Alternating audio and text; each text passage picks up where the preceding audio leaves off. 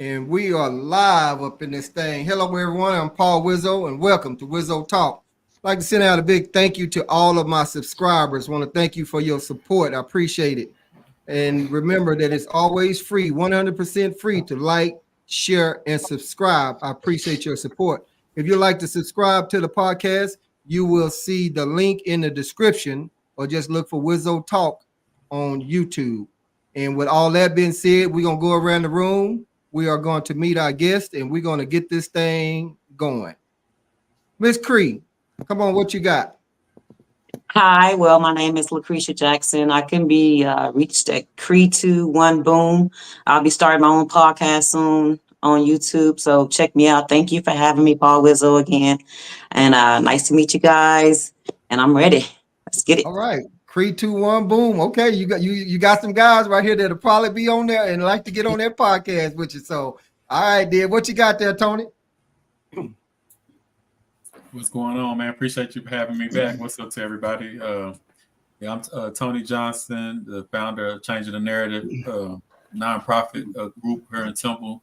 I do a lot of work with the youth. I have a book on Amazon right now, The Streets Live to Us. You can go subscribe to my YouTube channel, Wealth is Gangster, and same on Instagram. So, follow me, and we got a lot of things coming. All right, that's what's up. What's up? Mr. Jack, what you got for us? Jack. Hey, good evening, everyone. Ron Jackson. Yeah, I'm kind of new to this podcast scene. I've been on here a couple times before, so starting to feel a little bit more comfortable with the scenario. Just came in to have some good conversation, see what we can get going to create this thing we call unity.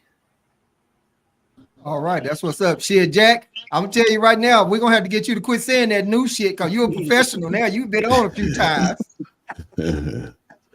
All right, OB, what you got for us? Hey, it's your favorite All-American, RVP Baker. You know me, I'm just here to have a good time conversation, see where we can intersect on likeness. You can find me on YouTube and all other handles at iMyLeg001.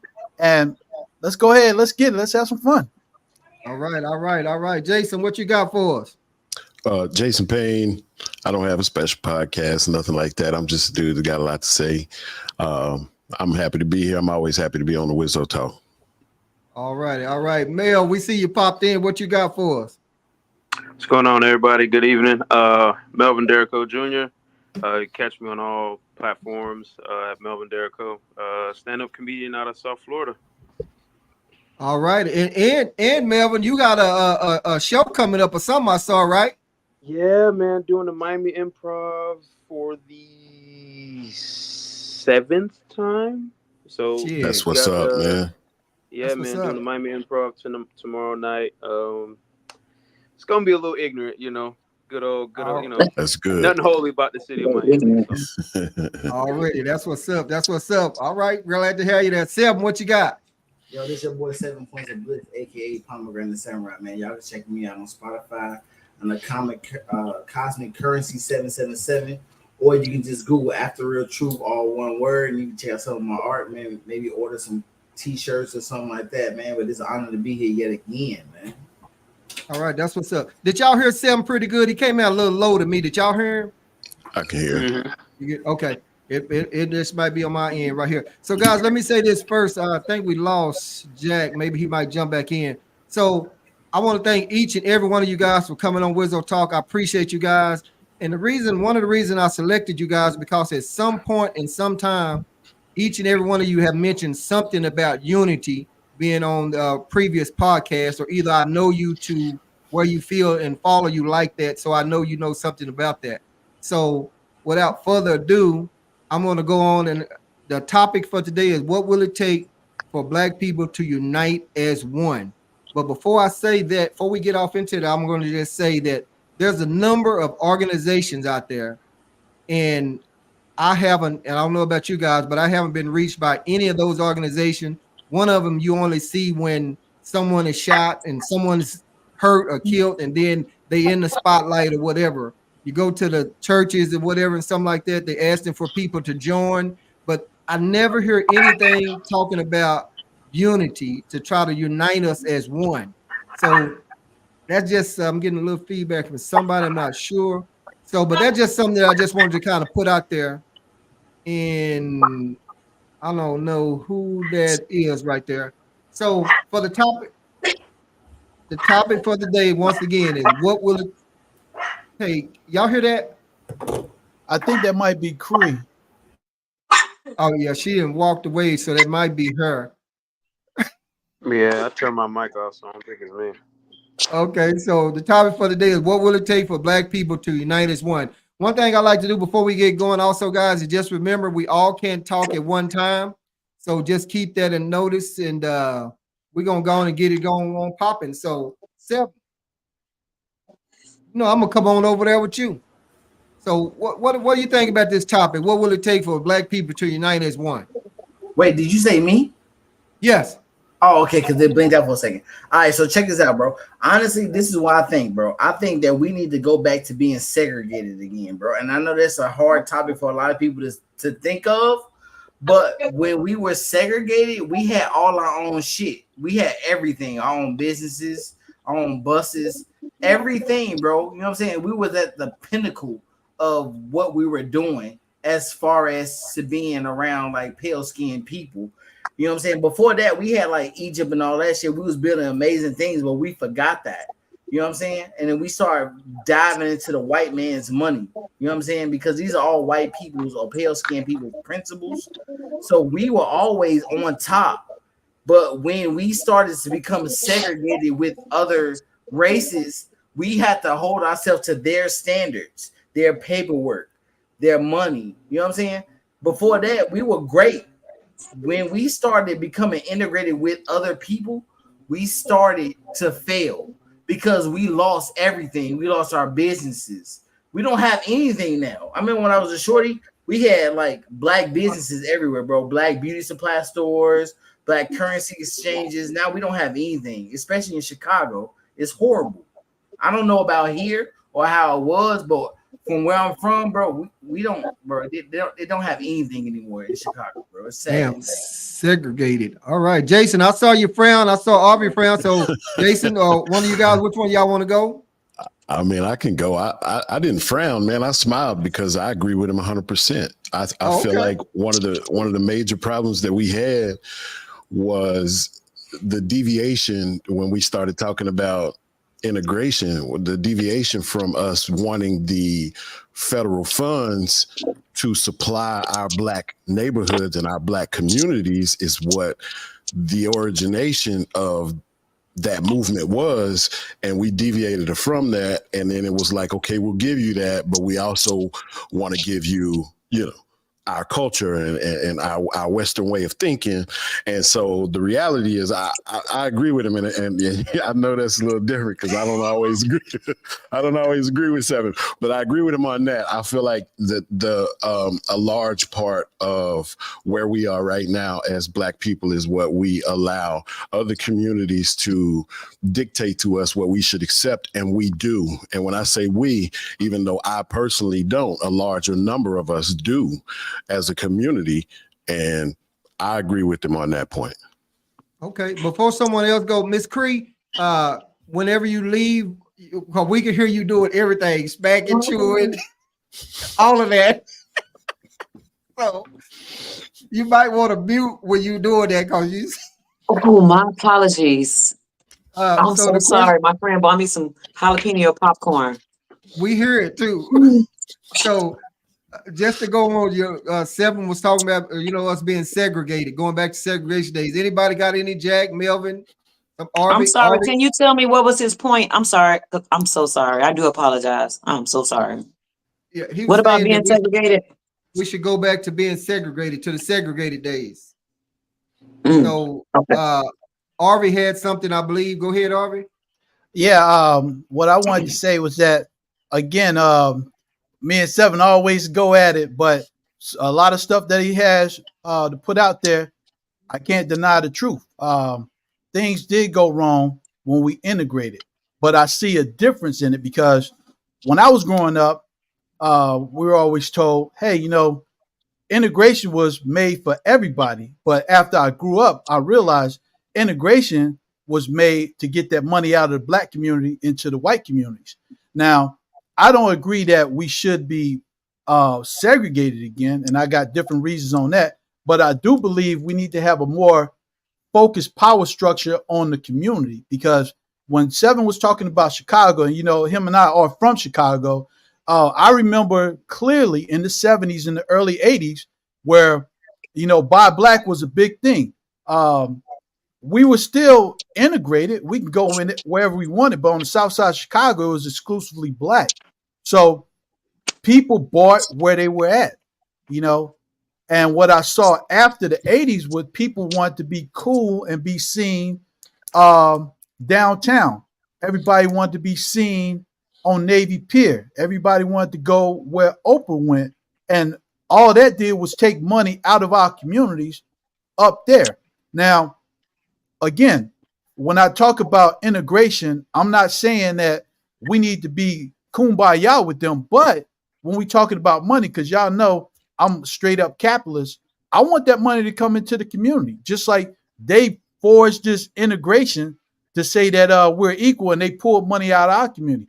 I want them to be able to come to the south side of Chicago, put back the Moo and Oinks, put back all the stores that we had, the corner stores and stuff, take their picture, smile, and then go back to the north and leave that money there. I want them to keep bringing that money, and everybody that's there, they need to stay right there and spend that money, because every time I go back home, and I'm talking about just a couple of months ago, it breaks my heart that the community that I grew up in is gone. The block that I lived on, my history is erased. And all that has to do with everybody trying to flood out to the suburbs and the downtown to be seen with the Joneses. Fuck that. If you really want to do something for the community, and I'm talking about black and white, anybody, invest in the community, put that money in there, and make that money have a reason to stay there. And I'm gonna go ahead and yield my time. All right. So let's go before somebody else go. We got Jack, Tony, Creed, Mel. Have you said anything? I like to go. Okay. Go ahead. So I definitely think that we need to separate and have our own entities. I do believe that. But I like to start off with like a quote from Marcus Garvey when he was leading his people.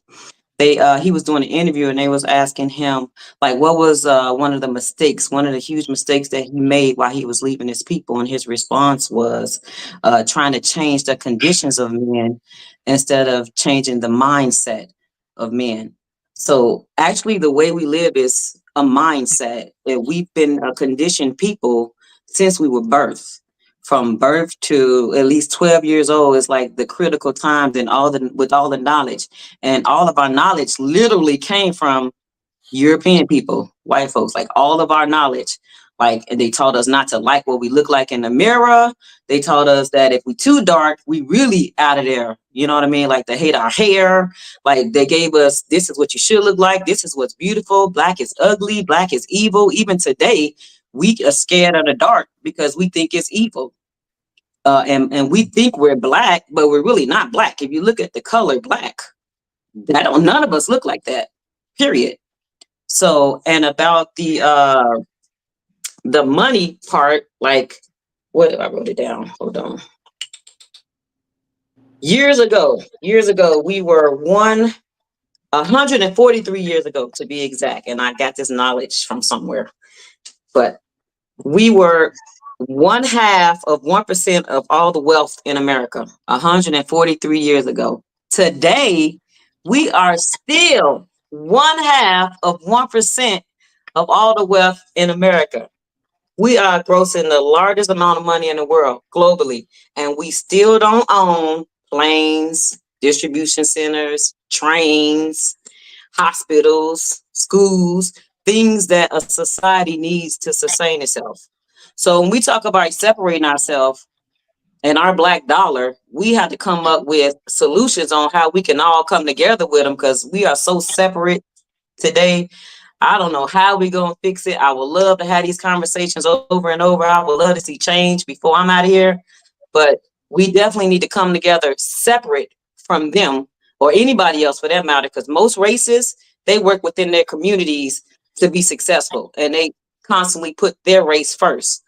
But us, we were taught and raised in that church to include everybody. So we feel guilty and bad when we try to put our own race first, and we're judged and ridiculed when we do that. So I'm gonna leave it at that. I got a whole lot more to say to that, but that's Okay, what I all got to right. say to his comment. Appreciate it. Let's go to Jack, Tony, or Melvin. Which one you guys got something? I'll jump in on it. One of the last things that Cree pointed out was the fact that other ethnicities within America stick together. They're not segregated. They just know how to stick together.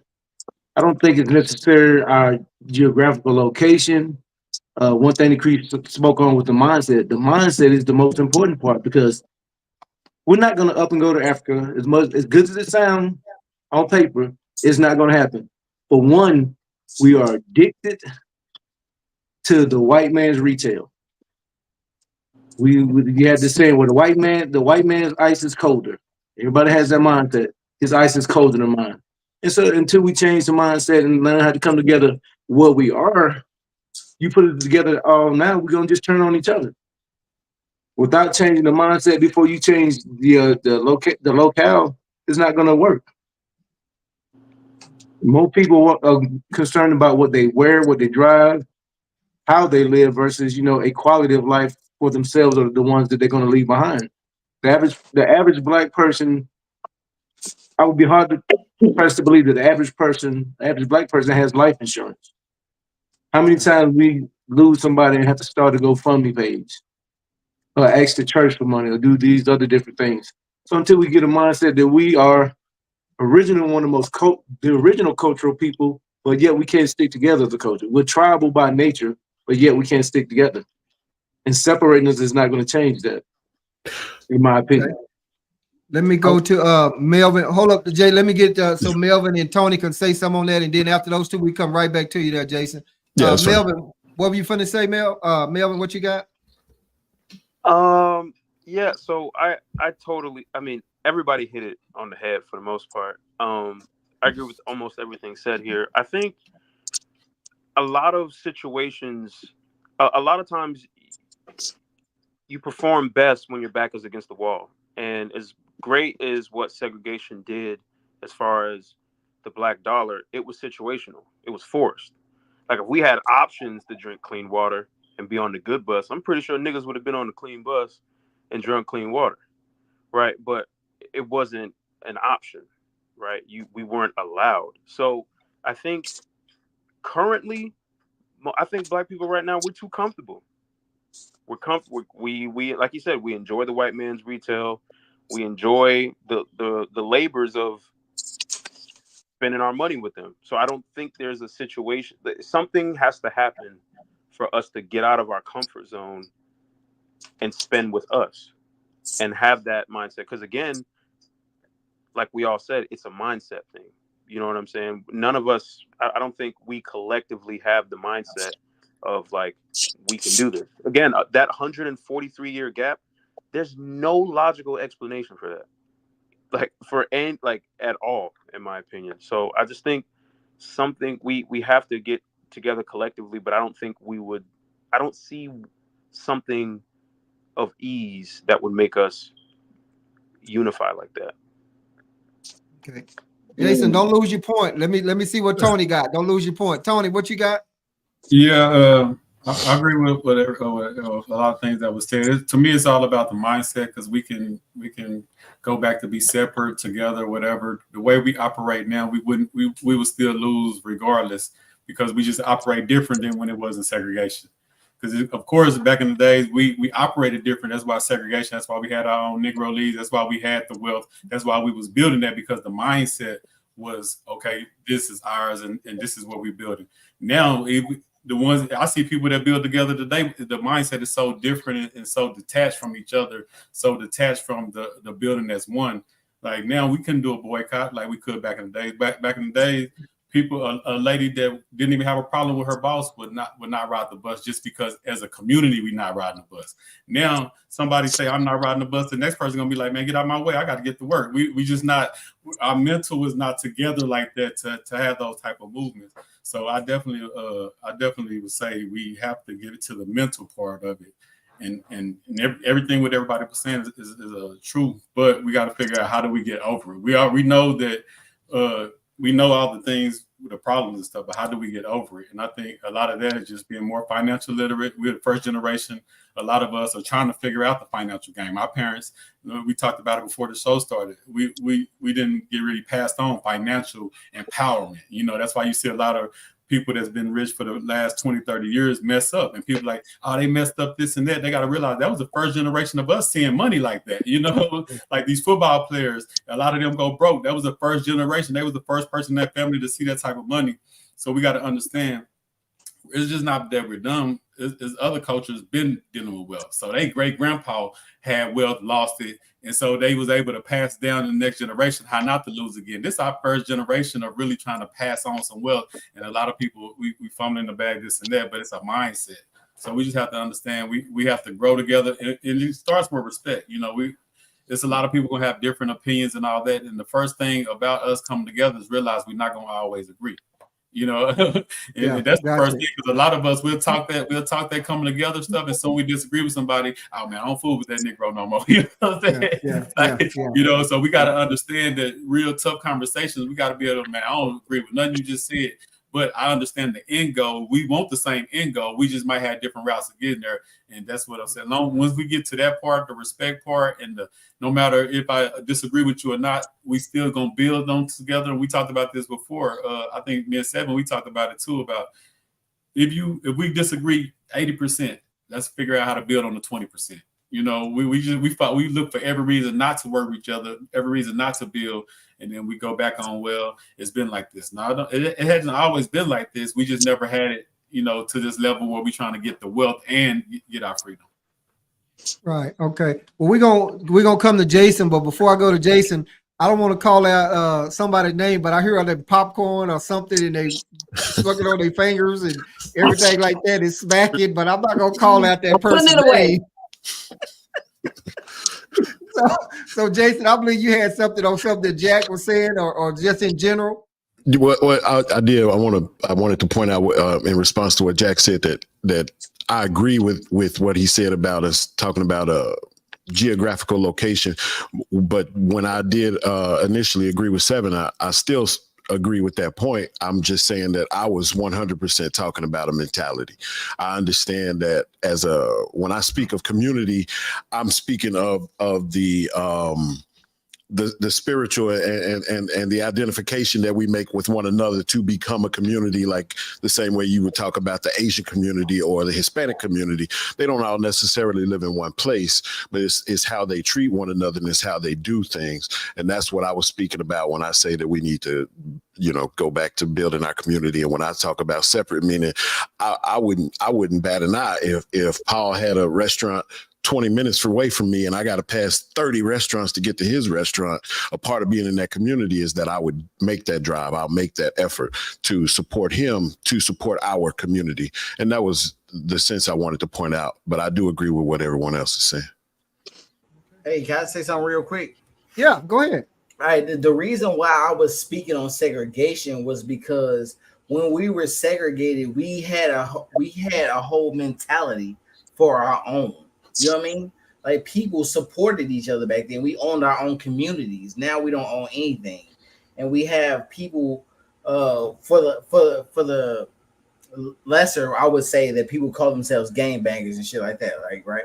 They say this their block, but people don't own anything. Even back in the days, the gangsters owned cleaners and businesses. Like, what do our people really own now? Like, they don't really own anything. So the reason why I was saying that we need to be segregated is because we live in a false idolization of the pale-skinned people. Like, even when you used to look at old episodes of MTV, like Cribs, a lot of those black people that was on there, they would say they idolized movies like Scarface and shit like that, right? But it was nothing with black people in it. You know what I'm saying? Even if it was negative, right? It doesn't matter if it's negative as long as the goal is righteous, right? Because it doesn't matter, like white people will do some heinous shit, but their goal is still for their people. You know what I mean? Even when it comes to selling drugs, as long as your community is the highest source of what you're going for, is to better your community, right? The end goal is the most important thing. And people don't see that. But white people, they see that. You know what I'm saying? So we need to be segregated because we idolize white people so much, we lost focus on our own people. You know what I mean? We'll fuck up our own communities, right? For the embedment of white people's money. And white people, they will fuck up our community and take the money back to their community and like better their shit. So it's like we need to have the same mentality.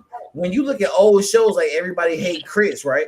The father, he was working like 3 jobs, but the nigga owned his own building on their block, and the mother had to say so. Anytime the family wanted anything, he'd be like, "Go ask your mama." And he had 3 jobs. The mother was taking care of the home, which, no disrespect to the women who take care of homes, that's the most important thing you could possibly be doing, right?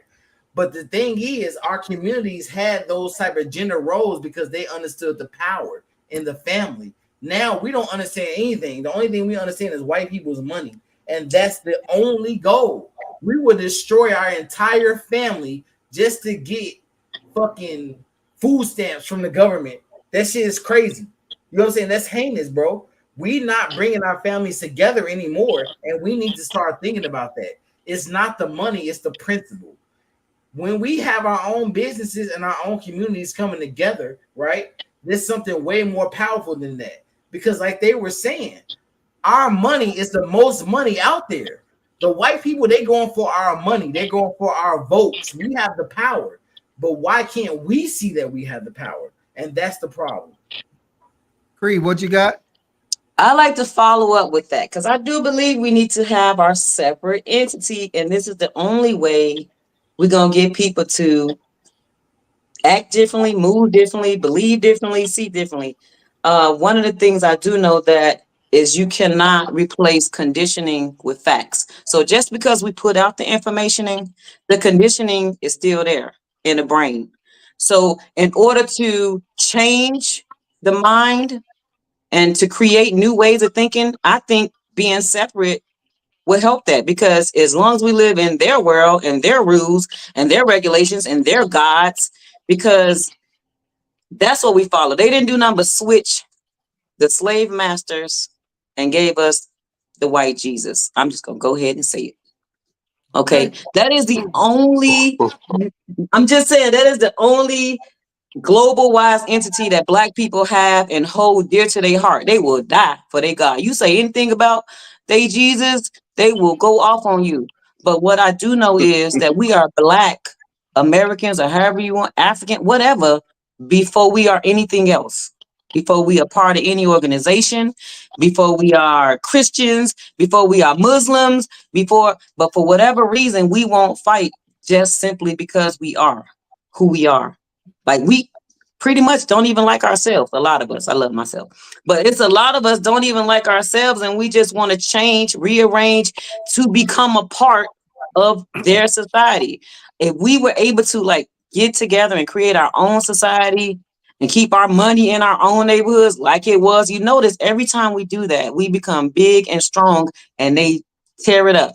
They don't want us to have it, but we know from history we're capable of having it. I would love to see that while I'm still alive. But I know we are capable of having. I think that's the only way, starting with our children, teaching them a better way to behave, act, and treat each other, versus putting them in schools where all kind of kids from all over the place are misleading them. So again, I say, I think we really do need to separate. I don't see it happening no other way, Right. as far as changing the behavior and the mental conditioning that our people are under right now.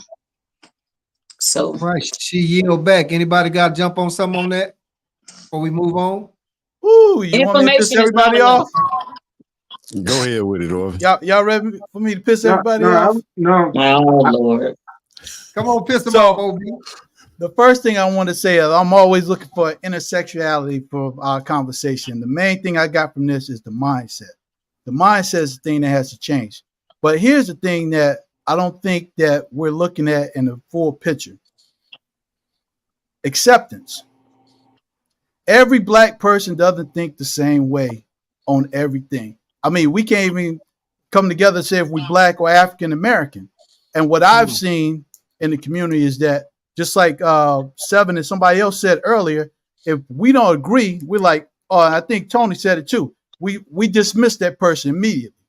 There was a situation in Louisiana. I'm from Chicago, but I moved to Louisiana Different mindset totally. There was a guy that came into the town. He said that, hey, what we need to do is start thinking as a black community and have our own. He didn't try to change anybody's mind. He was just telling what he learned from the outside. This is what he was going to bring in. He wanted to start a bank. He wanted to start our own festival instead of going to the white festival. And the black community, not the white people, the black community shot him down and ran him out of that town. When I think about Chicago, when I was a little shorty in the 70s, 1973, 75, the mindset was the elders ruled. And it didn't have to do with the church or anything. It was just this mindset that you're going to respect the elders no matter what. The gangbangers back in that day, they still did dirt in the streets, but they gave pass to my mom and older people because of the mindset. If somebody was sweeping up in front of their building and said, stay off the grass, they did it out of respect. So when we start talking about this mindset, I really don't think having a separate place is going to change it. Because if you look at it, we have separate places right now. The south side of any town is usually a black area. Why can't we get it together? My opinion only, is because everybody doesn't think the same way. If we can change the mindset, we don't have to worry about going off to this ideological place where it's just blacks. We can build from there and come out. And when we start talking about, us being away from the white people, again, I'm going to say this to the end. America is black. There's nothing that you see in America that didn't come from a black person. Every creation, every ideal that they have that they say, well, no, that's the European one. Well, if you do a little research, it came from us. That's why when we talk about the United States of America, yeah, I'm 100% full-fledged in this. And it's not because I believe in the white man's flag. I know a black man and black woman made that possible. So, no, I'm not going anywhere. But what I would like to do is get in a community where we can sit down and actually say, hey, look, I'm going to accept you for your differences. And I'm going to say this last thing before I go ahead and mute myself. One of the great things about Wizzo Talk is that we get to come on here and see how people with two different mindsets can actually find an intersectionality and come up with an idea to build a community. And Seven, you know this for a fact. You and I always go to the dirt, and I'm always telling you not to kill white people. But at the end of it, you will say something where I'm like, you know what? We can do this to fix the community. You're like, hey, you know what? You said something that I think we could do to save the schools. And we come up with something, not without changing your mindset to join the military like me, not with you changing my mindset to let's go kill Whitey, but for us to see, hey, we have an idea where we can fix something and still be our individual self. So let's change the mindset, but let's put on there accepting the differences, because no matter what church you go to or not go to, if you identify as black in the black community, we need you. We cannot lose any soldiers because of the fact that you don't like going to church or you love going to church. Let's get past that and see what can we do to build this community collectively. And I yield my time. Can I respond? That's a negative, Ghost Rider. Can I respond? Go ahead. All right. I like to say that with any systematic problem, you need a systematic solution for that problem, which is why I say separate us, right? Because there is clearly a hate for Black people in this United States of America that you say is Black. And it starts with our children. It starts in the school district. It starts with the teachers. It starts with the curriculum that they're teaching our children.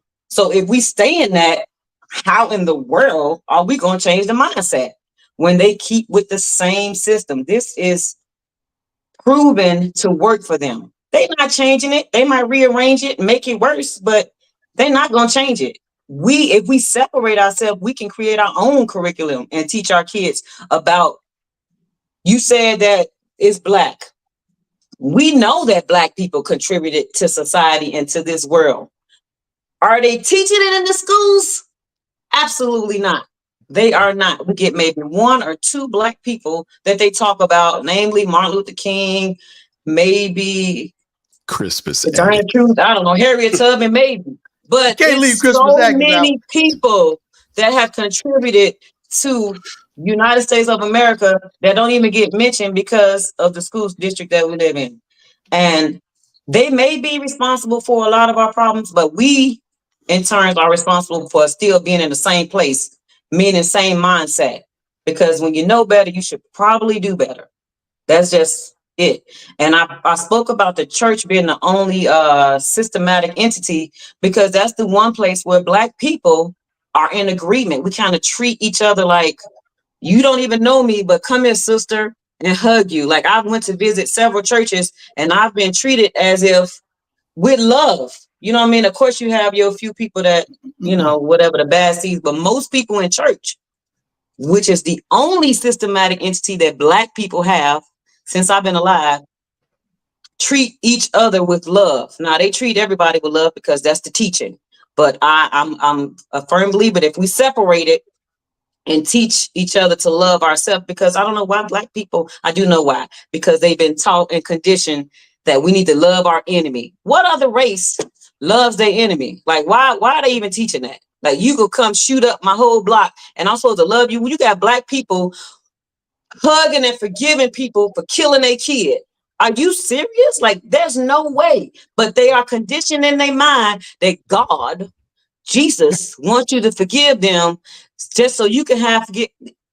Listen, this is all a ploy and a plot, and we have fallen so deeply into it. And I just really would like for us to crawl out of it. And now I'm done. All right. Come on, I who you see. got? I see one way. I agree with everything she just said. I agree with everybody talking about the mindset, but my opinion, humbly, is that starts at the family level. The family is your first community. And so what happens is, I don't believe or subscribe to any kind of a buzzword. The one I'm going to say right now is a buzzword, and I don't agree with it at all. But when people talk about generational curses, right? I think that's bull, because what I think is being attributed to a generational curse is what the children see as normal. And so once your children in your home, whether it's a 2-person home, a 7-person home, whatever the number is, whatever the dynamic is, whatever they see as normal when it comes to dealing with contention or dealing with anger or dealing with hurt or dealing with pain or dealing with happiness or dealing with money, whatever they see as normal, the words that aren't spoken, what they see as normal is what, when they leave out and go into the world, becomes normal. And now it's okay for me to do, and it's okay for me to say, based on what was normal to me. And so the only way that we can repair that, in my opinion, is to change the dynamic of what is happening in the Black home. If the Black home looks like a home that feeds into the Black community, then those kids will magically break the curse and start to act out in what is normal. And what is normal for them will become feeding into the Black community, supporting the Black business, supporting each other because you're Black. I don't care that you're Muslim. I don't care that you're Christian. I don't care that you are a non-believer and have no religion. I don't care whatever all the details of all of that stuff is. We don't have to agree on that. We don't have to come together as that. And in my personal opinion, we don't have to live in the same block for us to be able to show in the home, the first community, what community is and what community can do, and support one another in the home. And then when you send these kids out, the curse will be magically broken, because those kids will become adults and young adults and older adults. And when all of us on this podcast are dead and gone, they are the adults who have now taken over. And now they will, even if we still have to go to their schools, there will be somebody that says, you know what, I'm gonna hold a meeting at this location, and I'm gonna teach the kids about Black history, and I'm gonna teach the kids the things that they're not getting from the school. And so there's things that we can do, but in my opinion, the foundation of all of it is gonna start with the family. All right, I got to jump in here real quick and say, Jason, what you said is totally what I agree with. And this is something that Seven and I, when we had our first intersection of agreement was that the knowledge, we shouldn't be counting on the schools. It should start with the family. And I'm not saying it has to be mom and dad. It should start at home. And again, I like to use myself as the example. When I grew up in Chicago, on the South Side, everything was black love, and it wasn't hating white people. It was about loving ourselves. When I moved to Louisiana, the first issue I had was for Christmas when we colored our little Santa Claus put outside our third grade doors. Mine was black. And here's where the issue came, where the white kids said, wow, I didn't think there could be a black Santa Claus. The black kids came for my head. How dare you have a black Santa Claus and put it on the thing? And I don't blame those kids. What I blame is what they learned, what they were nurtured at home. So when we start talking about it, we can have all these ideas of what we want to do, but if we're not doing it in the house, at the start, we're starting on a bad ground. As far as this generational curse, you're absolutely right. That is bullshit. Bullshit. And I say it's bullshit because, again, when you teach a child not to recite what you see like in the churches, and that's a whole different story altogether, but to think independently, they go out in the world putting things together. And that's what happened to me. I went out into the world and I took that little basic love for self that I was taught ever since I was a kid, that my skin is great and I am part of what is great. I was able to build on that. So when we start talking about all this stuff about separation, I got you. We're going to agree to disagree. But the one thing I hold firmly, and I think a lot of people hold firmly too, is if we can get to our kids to have respect for themselves and to love themselves for who they are, it doesn't matter what school system they go in, they're going to say, no, I know differently. And I yield my time.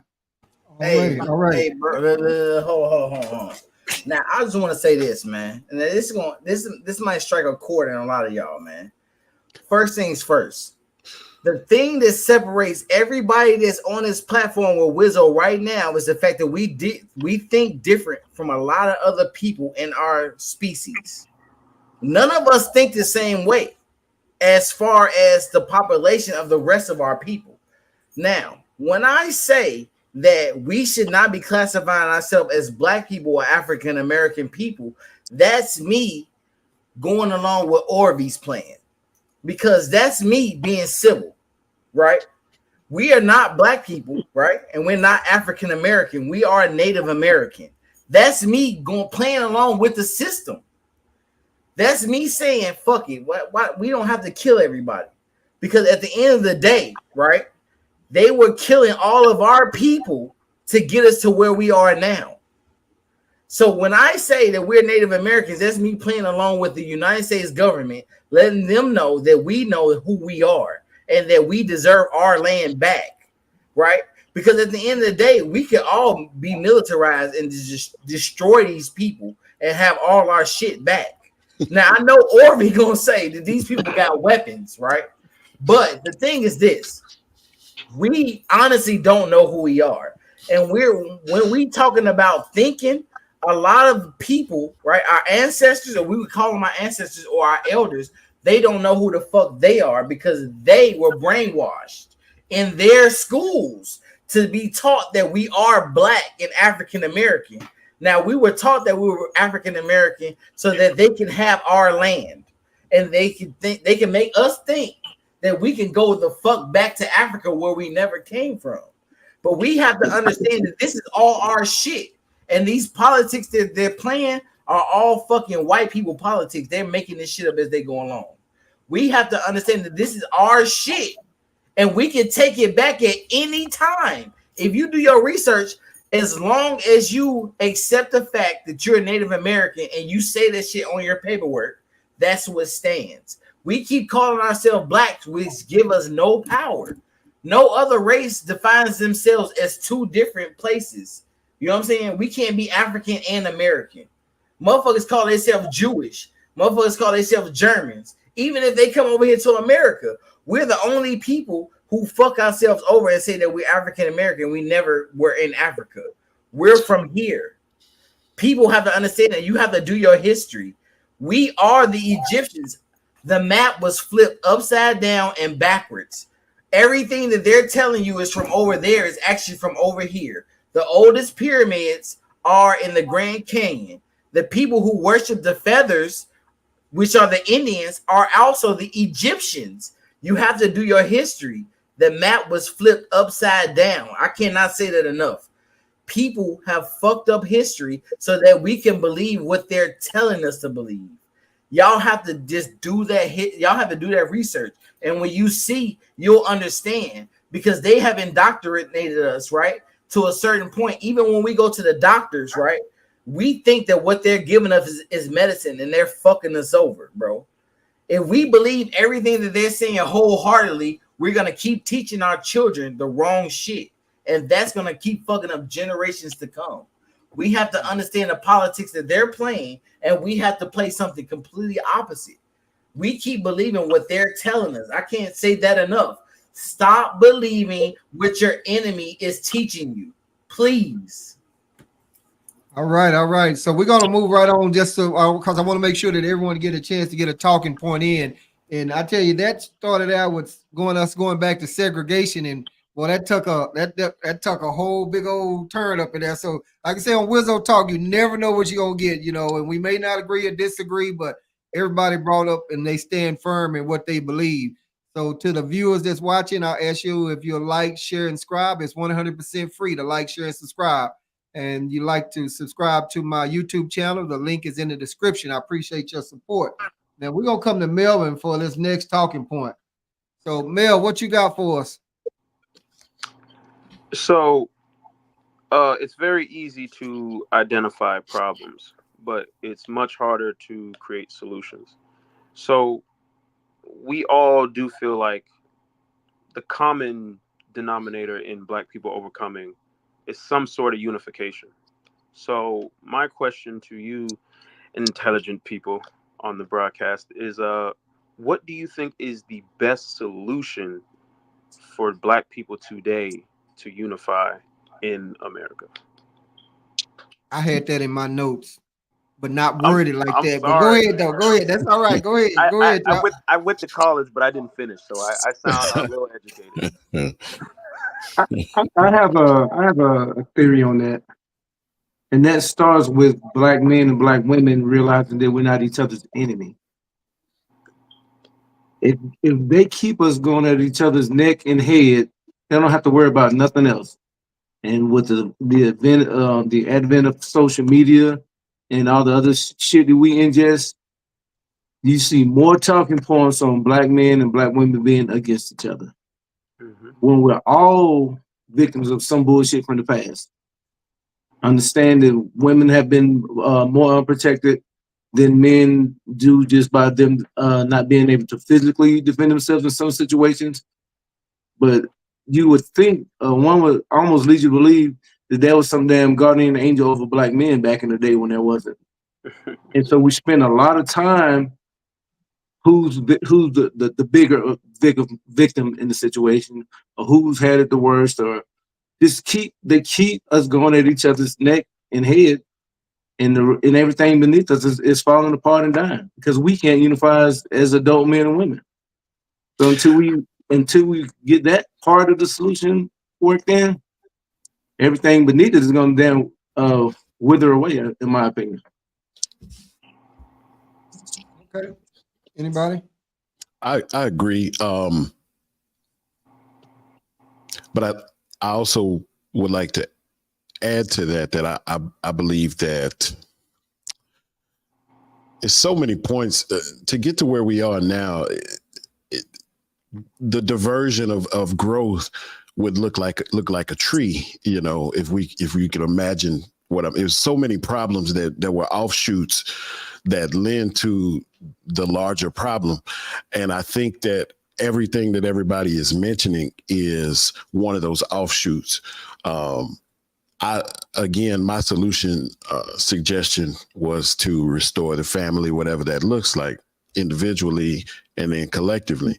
But I also believe that a lot of that particular argument, Jack, in my opinion, comes to light because a lot of our women have accepted a lot of the recommendations that were made, in my opinion, by white women, second and first wave feminism, that they applied to our women that didn't apply and that shouldn't have applied and should have never applied. And I think that a lot of our women and some of our men embraced it and subscribed to it. And I think that it's taken away, another thing that's taken away from us as a community being the family. Yeah, I definitely it definitely starts with the family stuff. When I say family, it's not just the in the house family, it's the community. It starts with us. And definitely agree that we can't be going battling with women, but like I always tell the men, it's up to us. Like, you know, we have to take over our communities. We have to do this without asking for permission, without asking for our permission from the boss man or permission from your old lady. This is what we have to do, and the right women gonna follow. And one thing we have to do is when we talk about all this coming together, we have to realize that coming together means we're gonna have to fall out with some of us. All of us coming together 100% is doomsday, because the Black Panthers wanted all of us to come together. We got infiltrated. Every Black movement was infiltrated by somebody that looked like us, because we all want to come together, and you let the wrong people in. So coming together means you can't deal with everybody. I deal with the community. I deal with a lot of kids, and I realize that doing that work every day, dealing with these people personally, it's about a third or more of our community that we have to write off. That's the reality of it. If we try to save them, they're gonna take you out trying to save them. You know, that's not just to Black people. We act like every other group is all together. No, they ain't. They know how to come together, and they have a code where they might disagree and hate each other, but they can come together just to make this play. See, we don't do that. We take it personal. So if I don't like you, even if we can make money together, I ain't gonna do it because personally I don't like you. We don't understand the big scale of business. How you supposed to be able to sit at a table with somebody, especially men, somebody you might not like, somebody that might be prejudiced, somebody that might hate you. None of that matter. Let's take care of this business. But we first generations of people like that. So we didn't come from uncles and dads that did big business or had a falling out with a business partner and told you this how you get over this how you work through that. We don't know how to do all that. So we still personally and emotionally, if I don't like you, I just don't like you. Yeah, we could have made some money. Yeah, we could have did this, but you pissed me off because of this. So we have to think on a higher level. And that's for us, that's the men, because if the men think like that, if the men operate like that, if the men build it in the community and start producing stuff in the community, the women gonna follow. So when they say about men and women battling, yes, we need to get off there. But I think what the men need to do is override that and stop battling with them. I don't need to convince you. I don't need to talk you into following my way. I just need to present and move every day like a man. And you're gonna follow or you're not gonna follow. Like, it's just that simple. I'm not here to argue with you and tell you guys my way or the highway. And when I say running our community, it's not about forcefully or arguing, I'm taking over this house, this is my house. We got to get past that. We do all that because we really don't have the power. When you got power, I don't gotta yell and scream at you that this is not my house. I ain't gotta yell at you and scream at you that it's gonna be my way or the highway. I'm just gonna move a certain way where you gonna know, or you're not gonna be around. You know what I'm saying? Go get on the train or stay at the station. Yeah, you know, so I think men, I think if we raise our level and we raise our standards, everything else in our community gonna automatically follow. All right. Before someone go next, Melvin, I didn't get to put your. I got you, but I just didn't get to write down Melvin's question. That's what I need. Oh, did you want me to say it? Just repeat. Just repeat a little bit of it to me. Okay. Basically, what is the best plan for Black people to unify today? Okay, cool. Gotcha. Okay, Miss Cree, go ahead. I'm sorry. The best. Okay, I'm sorry. I was somewhere else because I heard a few things. Oh, go But ahead. the last statement, as far as what he said about Black men, was so powerful, so very powerful, because I don't see women having no problem following our men. It's just that when we follow and you lead us in a ditch somewhere, picking up the pieces of our life, that we cannot trust you to lead us in a positive manner. So, like, thinking about power is like the ability to define someone's reality and then make them agree with it. Like, get them on the same page as you. I don't think women have issues with that, period. But I think we lost the idea of like true service, like where it's just coming from your heart. Like, most people have an agenda that they trying to reach or that they trying to get over on women or men or whatever, other people, period. Like somebody already spoke, like most of the time when it's a downfall of one of our leaders, it's somebody very close to them, somebody in that circle, somebody they probably trust with their life. And the whole time they basically stabbing them behind in their back. And I believe most relationships fail because not the relationship dynamic, but a person or a personal person having issues that stem from their past that they trying to deal with and overcome. And they're using the relationship as a way of not dealing with their own problems and clinging on to somebody else so they can co-sign the bullshit that they are already dealing with. I want to go all the way back to when somebody said they don't believe in generational curses. Me. There are definitely generational curses. They exist. Simply what Seven was saying, if you brainwashed and conditioned to act, behave, and operate in a certain way, even with the information that does not, you can give me all the facts, you can give me all the knowledge. When I'm conditioned to believe and behave a way, sure, I can put on for a couple of days, but usually I revert right back to what's already embedded in my head, which is why changing your way of thinking is so important. But not only with changing your way of thinking, you have to practice every day. You have to act, behave, react a certain way that is different to the way you were conditioned, the same way you train for a marathon. Like it's an everyday thing so that you can get that goal and the mission accomplished if you want that for your life. Because a lot of people say they want that and then they really don't. They are very comfortable in the way they think. And So fear is the number one factor in why people just be like, oh, I don't want to do this. Even us unifying and coming together, fear will stop many people like us on this podcast to move forward with whatever plan somebody may or may not come up with. okay, What Cree, you got? I want to respond. So based on what you just said, is that a Mhm. curse or is that a behavior that needs to be corrected? So when I say generational curses, we call them curses because they're negative connotations to people's behavior. Okay, of course, it's the behavior of people, but it's behaviors that may have came from generations. Like, so if you don't change, because I know that I don't do a lot of things that I grew up around, but my sisters and I shouldn't have said that, but people in my family, they still operate in such a manner to where when I come and I see it, I feel out of place. Like looking at them like, oh my God, like we know better. We should be doing better.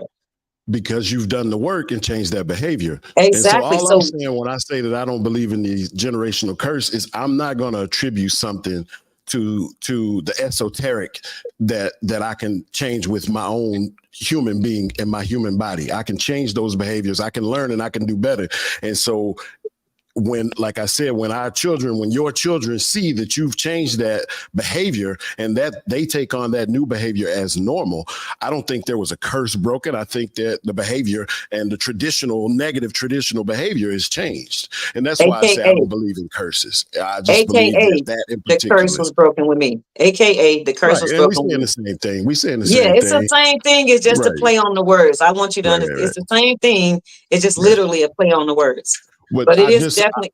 I avoid using certain words because it will take away. Because if we say that to somebody, and I'm not saying anybody on this podcast necessarily because we don't know each other in that manner. But what I'm saying is if you say curse to somebody, then they think what they need to do is, a lot of people, they think that what they need to do is hit their knees and start praying and it's going to change.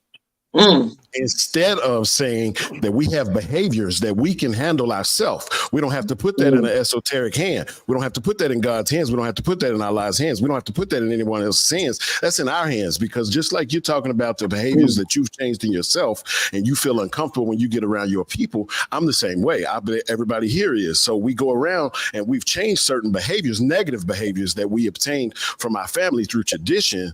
And we changed those things. We didn't get on our knees and pray. We chose to make different choices that were more beneficial to us. And so that's why I avoid certain verbiage. And that's why I, in particular, won't allow the word generational curse to be applied to certain things. Do I believe that there are things that are curses that are esoteric? Sure. But that's, we getting into some other stuff that I believe, right? But when we're talking about the topics that we're talking about right now, I'm talking about behaviors. You're talking about behaviors. I just personally refuse to call them a curse when it's something we can handle. I understand. I got you now, brother. Gotcha. I Thank got you, you. Seven. Before you go, Arby, let me hit seven. What you got? I mean, I just want to say, man, on the hit of the generational curses, this the thing, bro. A lot of us, we call them generational curses because they have negative attributes, but they're really generational traumas. Now, Exactly. science has been shown that anytime a woman goes through a traumatic experience, that trauma goes into her eggs. A woman is born with all the eggs she's gonna have, right? And if a woman gives birth to a girl while in gestation, that little girl is going to be born with every egg she's going to have. So the trauma is going to be transferred. That's why we call them generational curses, because they're traumas. Now, they can be transferred. A lot of people don't understand this, but a lot of people don't do research. They don't look this stuff up. Like a lot of people say, when a person is dealing with alcoholism, right, it can be transferred to the next generation.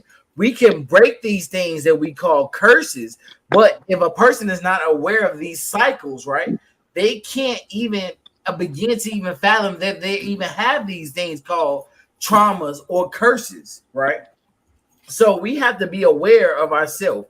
And in order to be aware of ourselves, we have to do a lot of self-reflecting that a lot of people are not willing to even do, because we live in a society where self-reflection is taboo, bro. You know what I'm saying? Like I keep trying to tell you, we are indoctrinated by our enemies. So a lot of the stuff that we're doing and a lot of the stuff that we're reflecting is that of our enemies. We're not even diving into ourselves. We're just living in a reflection of which we think that we should be living through our enemy's perspective. You know what I mean? Like a lot of this stuff about people being with one mate. It's never been written any fucking where that a person got to be with one person, a woman or a man. A woman can have a whole bunch of fucking men if they want them. It's been in history. When a man can have a bunch of women if they want them. That's in history too. We are following the pale man's rules and regulations when it comes to every aspect of our lives. That's why I keep trying to tell y'all, money is a motherfucking concept of our enemies. Our people didn't even deal with fucking money back in the days, bro. We was trading fucking fruits and goddamn vegetables. That was our money. But now we're in an illusion where we think we have to work these jobs for 60 years of our lives, and we fucking get on our motherfucking youth when they think that they don't want to work no more. They're actually the smart ones, because we are still fucking slaves. We're doing every fucking thing our enemies want us to do. And the only reason we're still doing it is because the masses are doing it. And that's what's dangerous about the concept of normality. When we deal with normality, we're dealing with what majority thinks. Socially accepted normal. The few people who are actually intelligent, who don't want to go with the bullshit, are looked at as stupid because we're not going with what everybody else is going with. So we have to start looking at things completely different if we truly want to heal our people. Because at the end of the day, we're doing shit according to our enemies. And it's like nobody's ever thinking about that shit at all, bro. It's weird. Come on, Arby. All right. I'm just going to touch on the generational curse thing. And I think you both said it.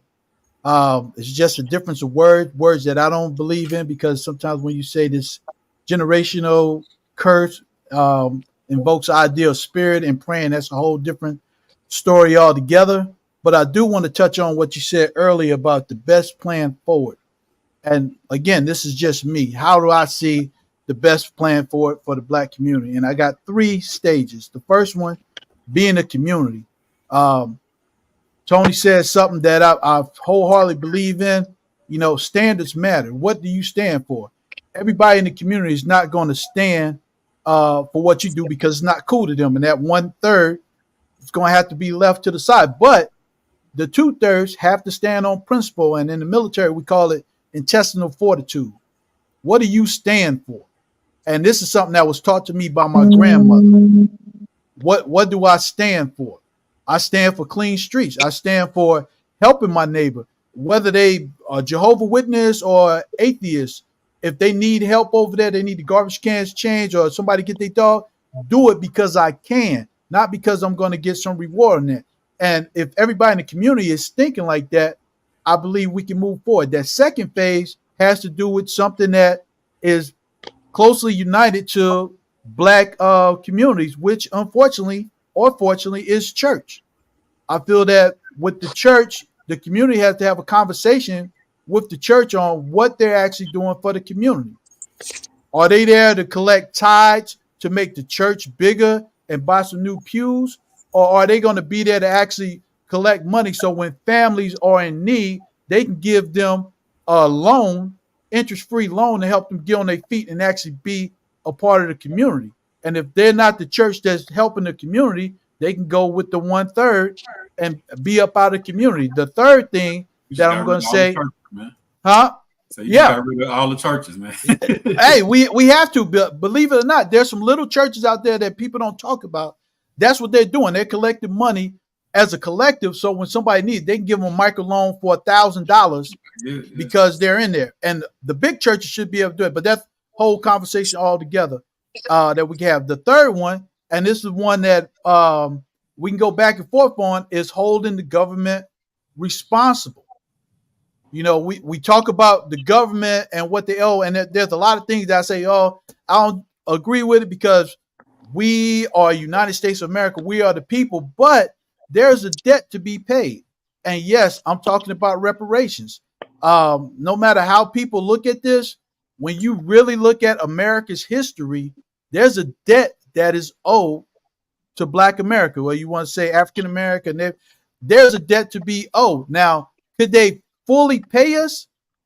Absolutely not. That number is high, but they can make a big, because they will owe us everything, but they can actually pay us. You just said 130. Go ahead. I'm sorry. Well, I'm gonna let you talk about it, but this is what I'm saying. When we talk about that number, people have said trillions. I believe personally it's way higher than that. It's a number that you really can't put a finger on when you look at just how much, not that we've contributed, but that was taken from us all the way back. And we made the joke about Crispus Attucks at the beginning, but I'm going way back there. I mean, if you really want to talk truth about it, and this could be another conversation, we could talk about why Haiti is in the situation it is right now and what that has to do with Black America today. That's how far back this debt goes. So I'm not saying they can't pay us. No, they definitely need to pay us, but it's going to be a continuing debt because that is a number that they can't touch. Because every time you dig up history and truth, there should be some numbers added to that. So my 3-point plan, again, is the community first, hold the churches responsible second, and have the government pay their due because they owe us. Just like Martin Luther King said, they're the check that hasn't been paid to us. That's owed. And I yield my time. Can I make a comment? Yes, I just want to make a comment about the reparations. I just want to say one thing. Yeah. Even if we get the reparations, we ain't gonna do nothing but get them the money right back and spend it with them. That's it. Right. But go ahead. Yeah. Is it okay? Some people will, but I got a plan. I got a plan. No, it's okay because they only say that to us, right? We're like the little children. So we give y'all a check, y'all ain't gonna do nothing but blow it. If you owe a debt, when you owe somebody, you don't tell them I'm not gonna pay you because you're gonna mess it off. You gotta pay what you owe.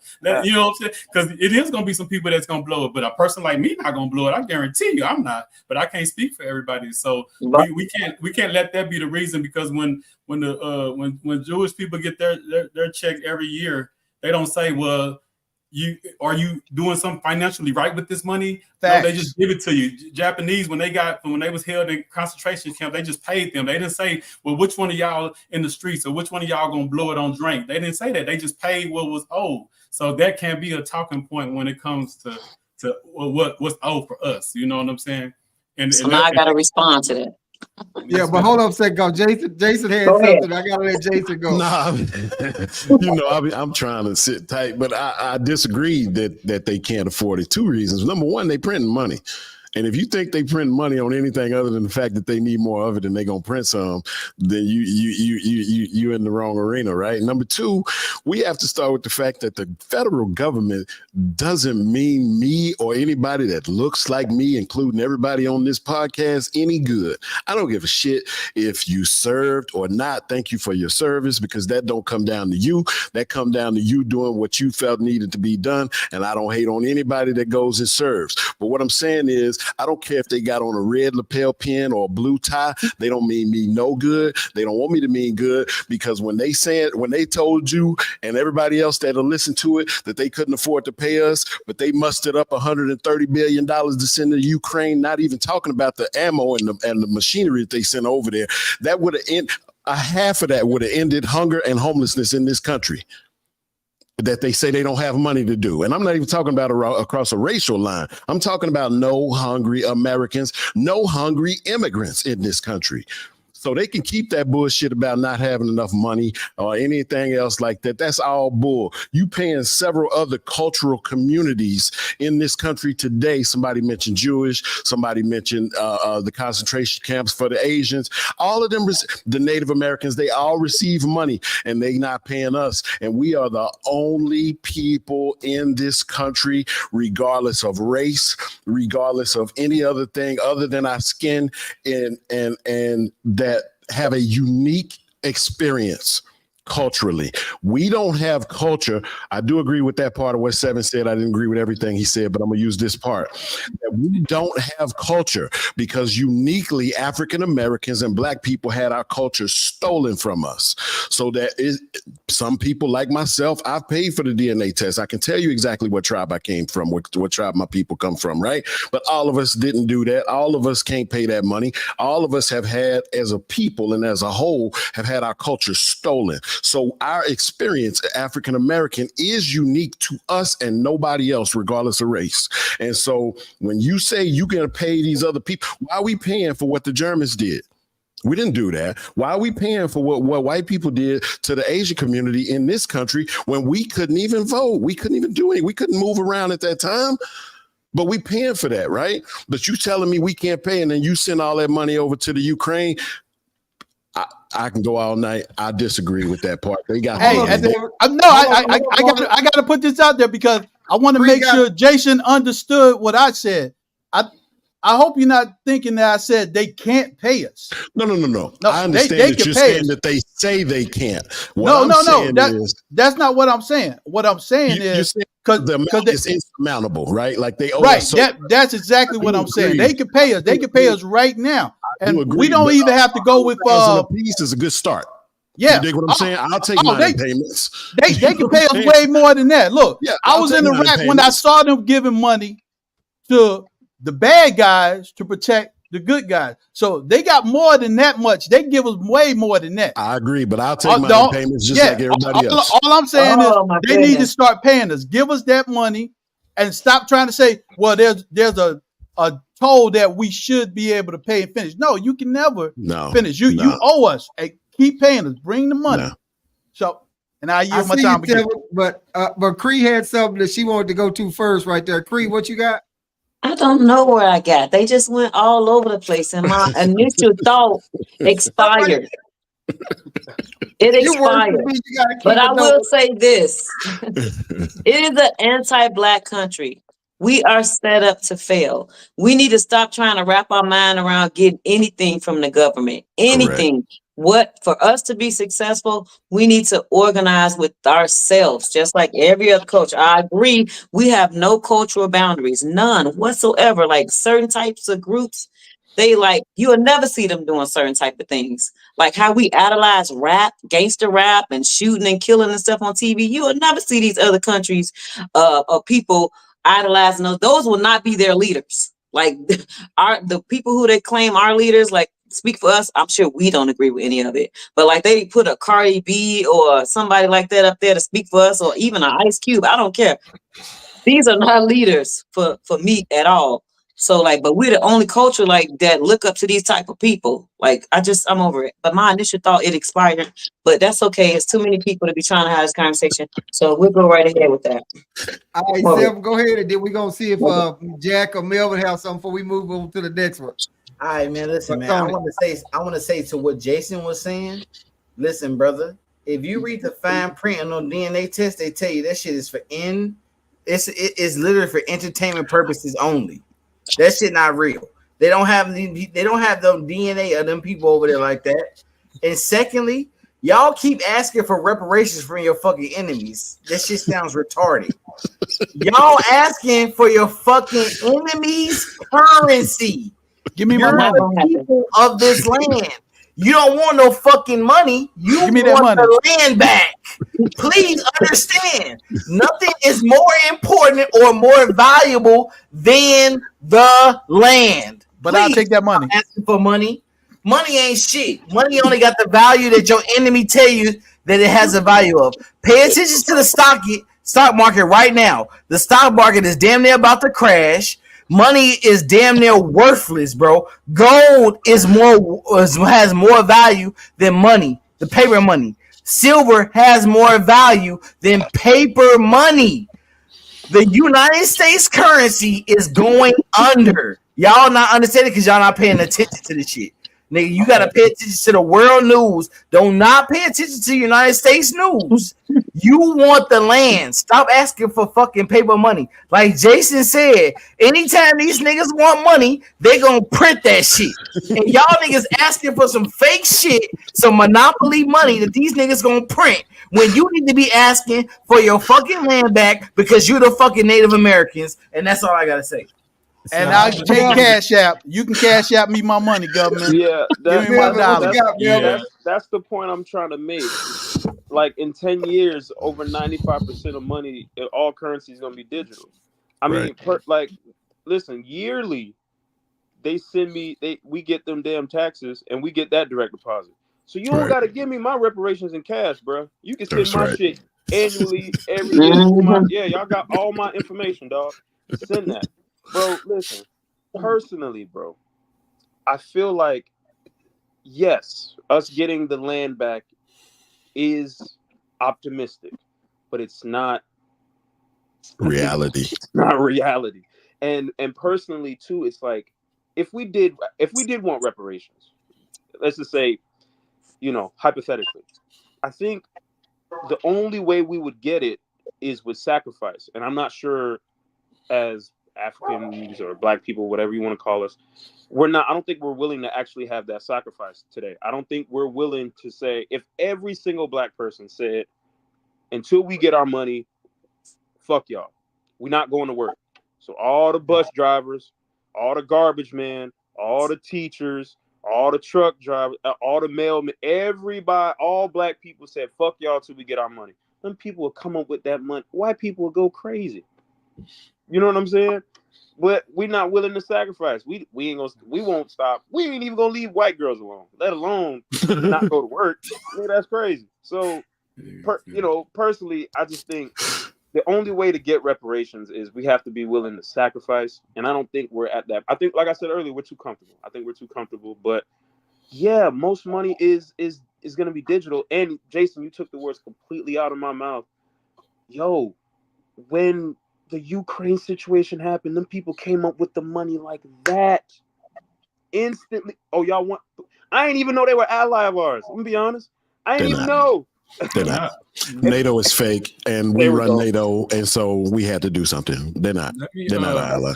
See, that's what I'm saying. Let me say this because I gotta get ready. I gotta make a move in a second. But I want to end my last statement that I want to say is what we did in the circle, right? Everybody had points. Everybody, said a lot of truth.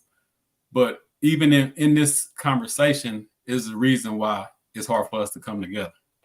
Because I don't want to say African American. I don't want to say Black. I want land. I want cash. I want this. I want that. We don't have a code where even if I always say this point.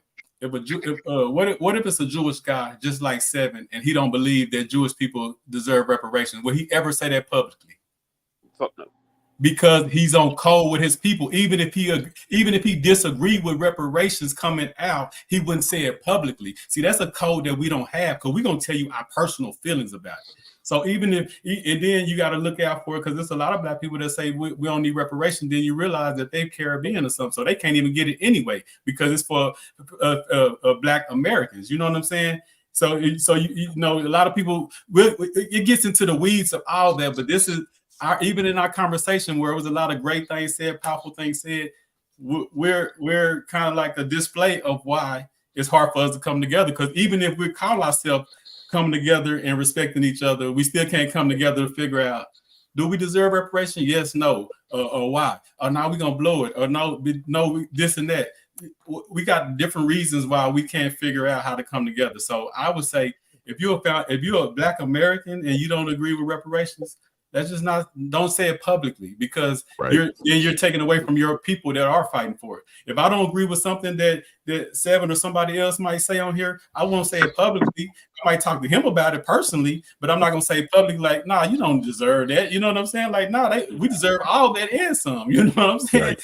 Like, and when Seven said, like, the stock market, this is something me and Paul was talking about before we came on. We have to not be scared. Wherever all the wealth is where I'm at. So my money's in the stock market. You know what I'm saying? And I feel like we have ownership of that because we was the first product of the stock market. You know what I'm saying? My money's in life insurance. And it should be like that because we was the first insurance item that was insured on. You know, so we can get into all the weeds and we get into like who read the most books and who the most smartest.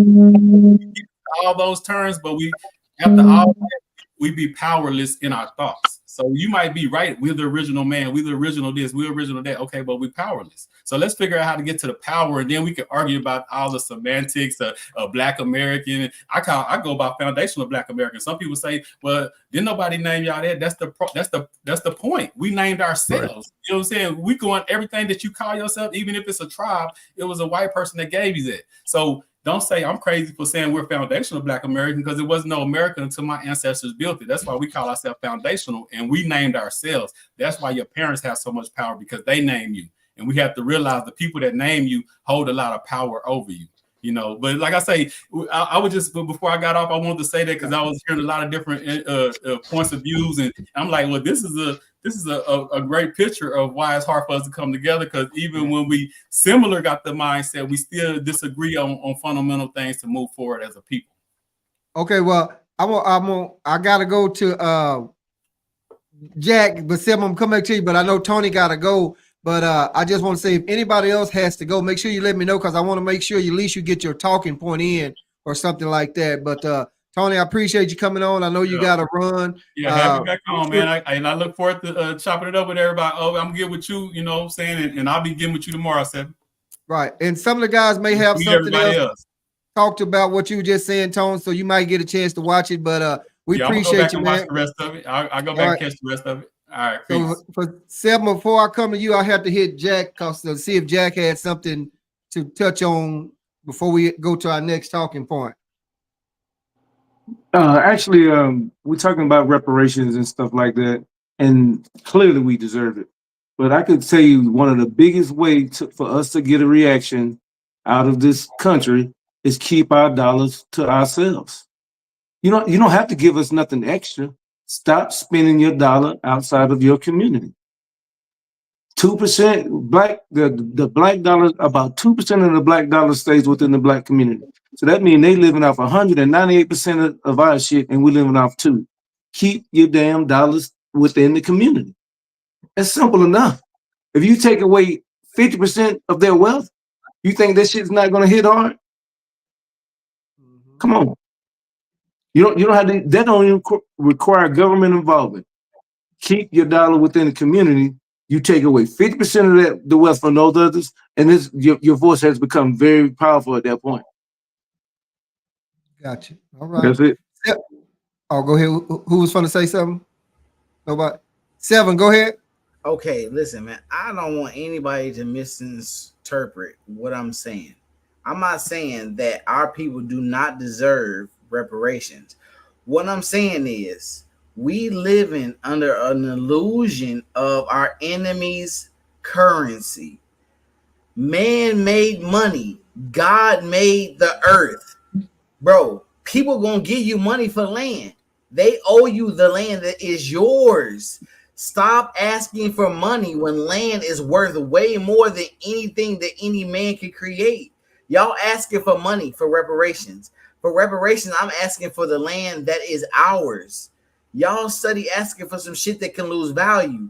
Land does not lose value at any point. You can build buildings on that shit and get rent from other tenants and all type of shit. Stop asking for money. Our enemies made the American dollar. We didn't make that. We didn't make the land either, but it's ours. Stop asking for bullshit ass money and get the land that is yours, that's owed to you.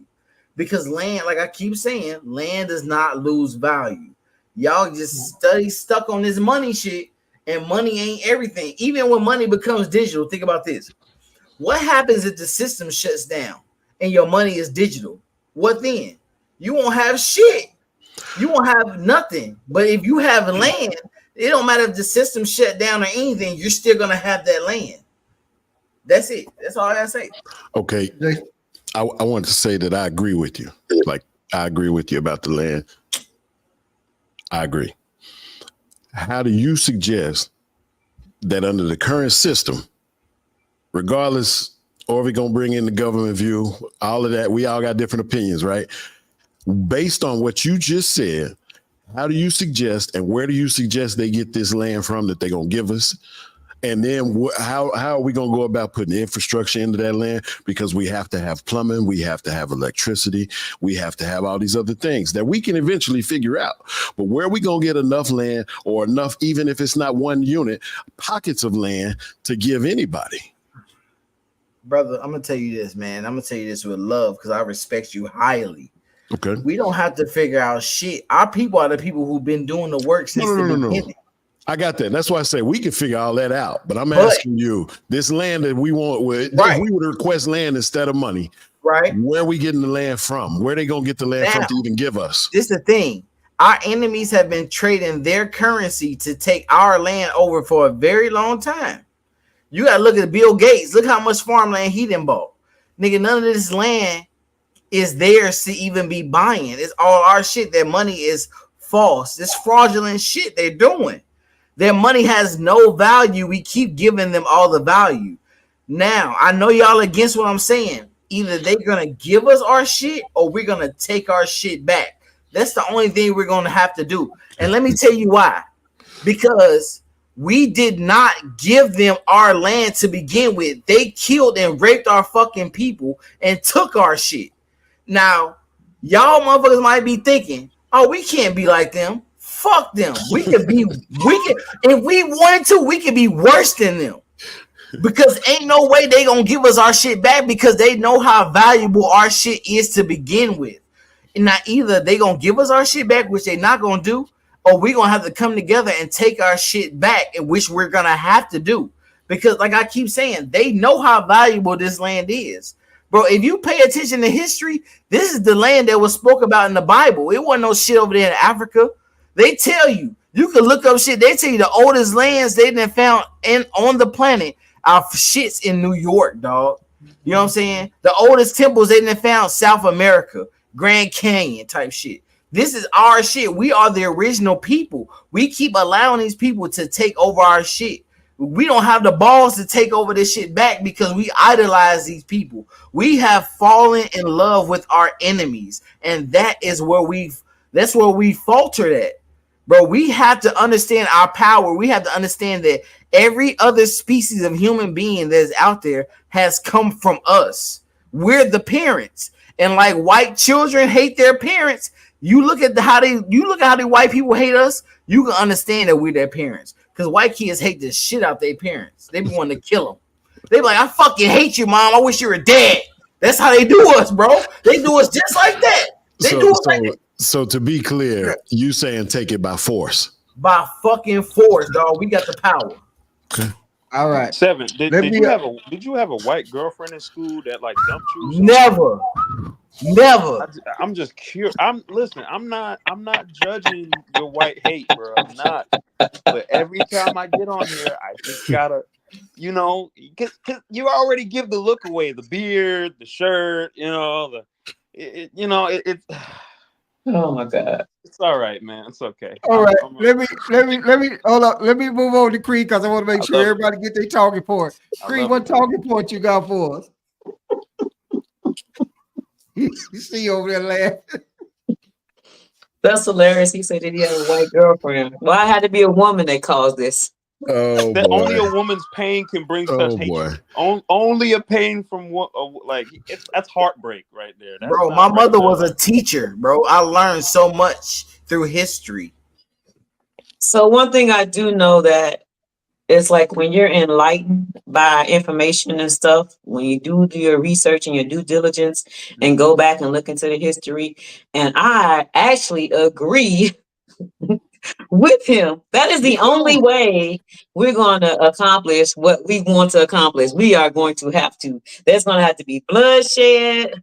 There's going to have to be much. I mean, it's just the way things are done in this world we live in. War is the way we get things done. It's not because we voting, although I don't want to get on that. It's not because of no laws that were already set up to go against us. The only way that Black people are going to unify and have their own structure, infrastructure is by force. Sorry, it's just the reality of it. That's just the reality. That's the only way we are going to get this thing accomplished. Sorry if y'all don't believe that. I just really have to agree with him on that part because that's how change comes about. People got to die. No, I give 7 a lot of shit.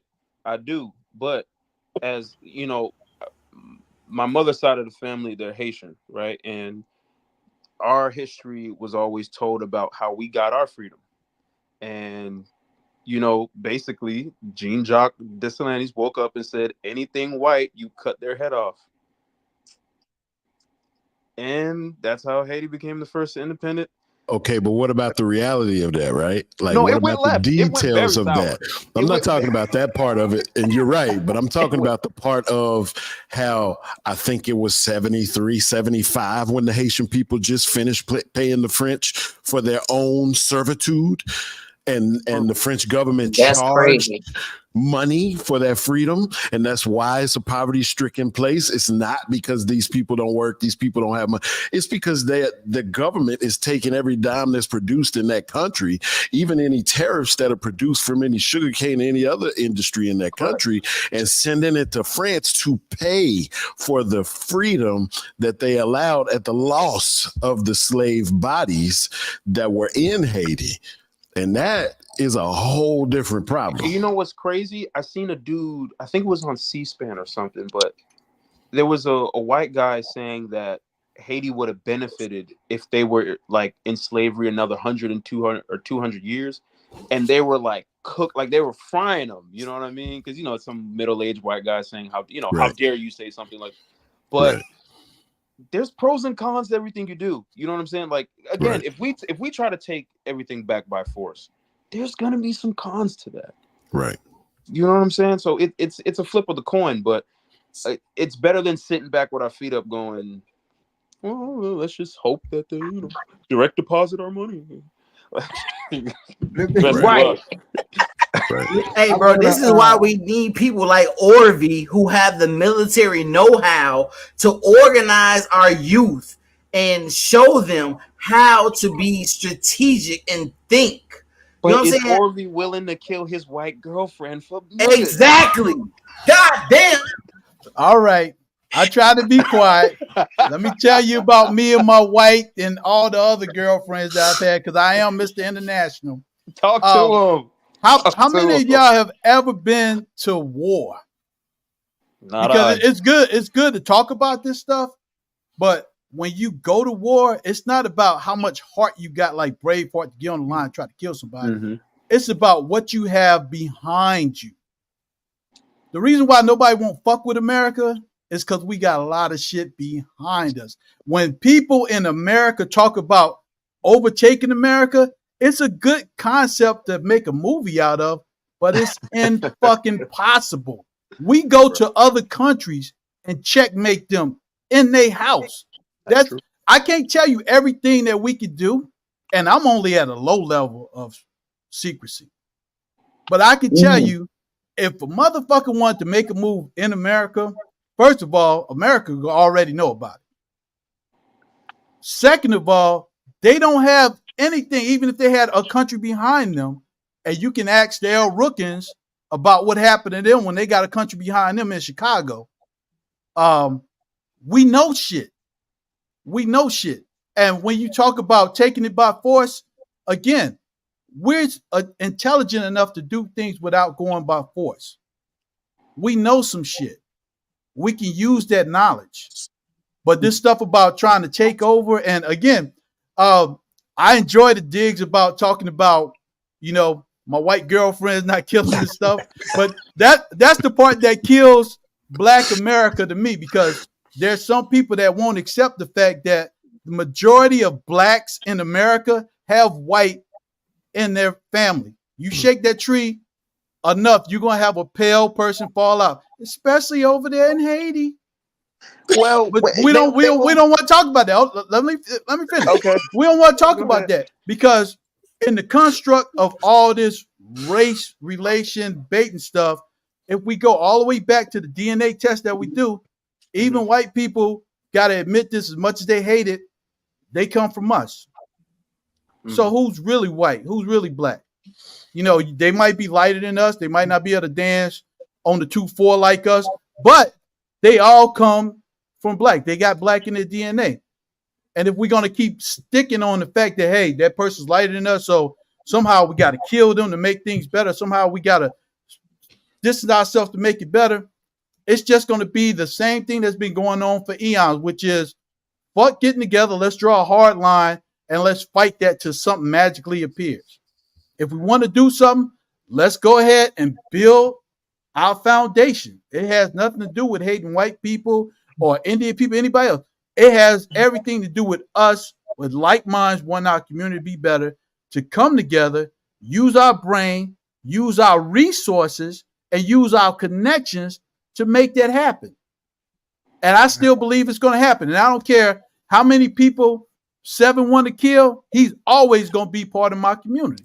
Because I know behind all the killing and stuff, what he really wants is my children, my Black and my biracial children, to be safe at home, and for their daddy to be able to come there and raise them and teach them how to hunt and grow things. At the end of the day, that's what he wants, and that's what I focus on. So all the other stuff that's said about me being international, I enjoy that. But after you say all that, I want to say, so what are we going to do about the community? And that's all I ask anybody. That's why I love Wizzo Talks, because we get to share our true selves. And I don't ever want anybody to not share their true self, because the only way we can get through something is if we actually know what we're dealing with. They have this thing when you're teaching, when people first come together, they have that facade. You have that norm. But in order for you to transform, you got to go through a storm. That's where you get to find out what's really real, what you stand on, and what you don't. And the only way you can transform is if there's an acceptance. And that's what we need. We need the acceptance. We can still have our same values. We can still have our same beliefs, but we can still come together and say, you know what? With all that, let's put all hands on deck to make this happen. Right. And I yield my time. All right. Mel, before you go, I see we have some viewers watching, so I want to just send a shout out to the viewers. Thank y'all for tapping in. We appreciate it. Feel free to post any comments. I'll share them on the screen. If you'd like to subscribe to my YouTube channel, the link is in the description. I appreciate you guys watching. Don't go anywhere, because I'm telling you, never know what you're going to get right here on Wizzo Talk.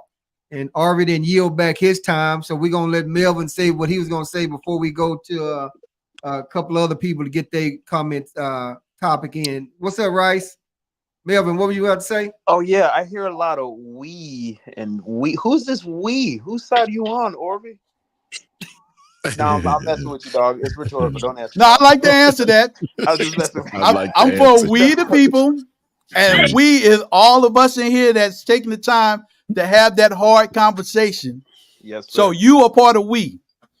Yes, sir. Okay, that's hey. I got a little French in me, so I say we sometimes. That's cool. But All right. no, I just want to add context on the all of us have a little white in us. Yeah. So if a slave master rapes a black mother and gets her pregnant and pushes the baby out,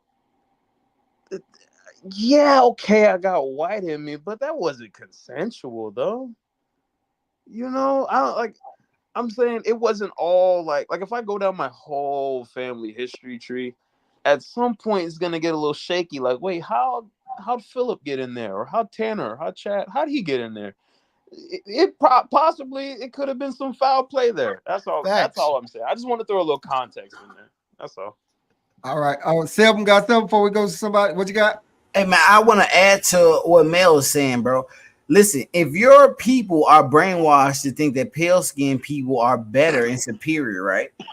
Even if your great grandmother got with a white man and that's your great grandfather, how is that consensual? She was brainwashed to think that.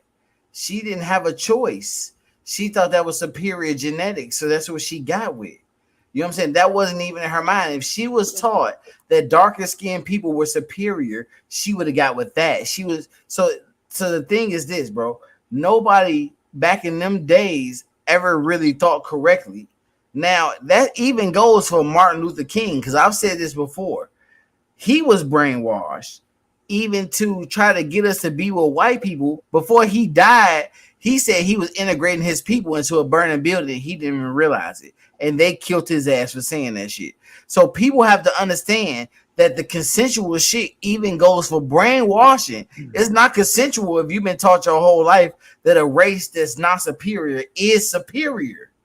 You have to understand that thinking deeper on those levels means so much more.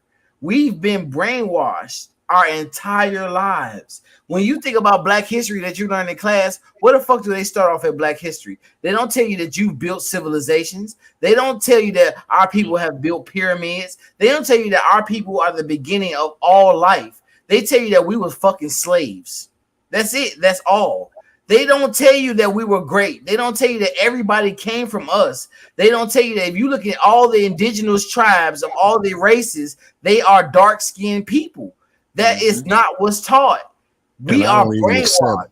I don't even accept slavery as our history. I always say that's their history. We didn't do shit to them. That's their history of us. That's not our Yes. history. That's a fact right there. Yes. Okay? That's a fact. So let me do this right here, guys, because we've been going about an hour and 40 minutes, and I know Arby, you're in a different time zone. So let me get you on a talking point, and then I don't want to hold everybody too long. But guys, I'm telling you, it's been some deep shit, and we've been going at it, so it's all been good and learning for me. You notice I ain't really been putting in. I've been listening like a motherfucker. Like, god damn, I'm taking all kind of notes. But Arby, let me come to you for a talking point, and then we hit up a couple other people. Then it'll be Jason and Jag left. So what you got, Art? Well, I think we hit everything that we need to hit. I've said what I need to say, but I'll go ahead and double tap it. That intersection is the way forward for the community. Nobody's ever going to agree 100%. I think it's dangerous to say people as a collective believe one way or subject themselves to certain things when it's not true for everybody. I'm a Black American. That's what I call myself. I'm all American. I served 20 years because I wanted to. But at the same time, I know my worth. I know when I go into certain communities, they see my skin before they even ask my name. I know what that entails, but I don't shrink from it. I know that when I walk in certain places, I'm a threat. I don't shrink from that. I still talk intelligently, but oh yeah, I still got these. I can swing with them. So I move around the way the environment dictates. And that also goes for going home. When I go home, people look at me and handle me a different way because I've been out in the world. I didn't stay in the same community forever. And some listen to me. I got nephews and nieces that listen to me. But for that 1/3 that we was talking about before that want to test my gangster, I'm here for it. Trust me, I'm here for it.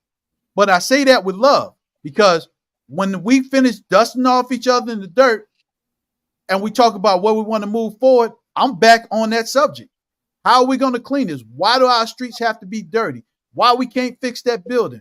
Why are you trying to go buy a house way over there in the suburbs because everybody else look good when you can afford this one for $10,000 fucking dollars?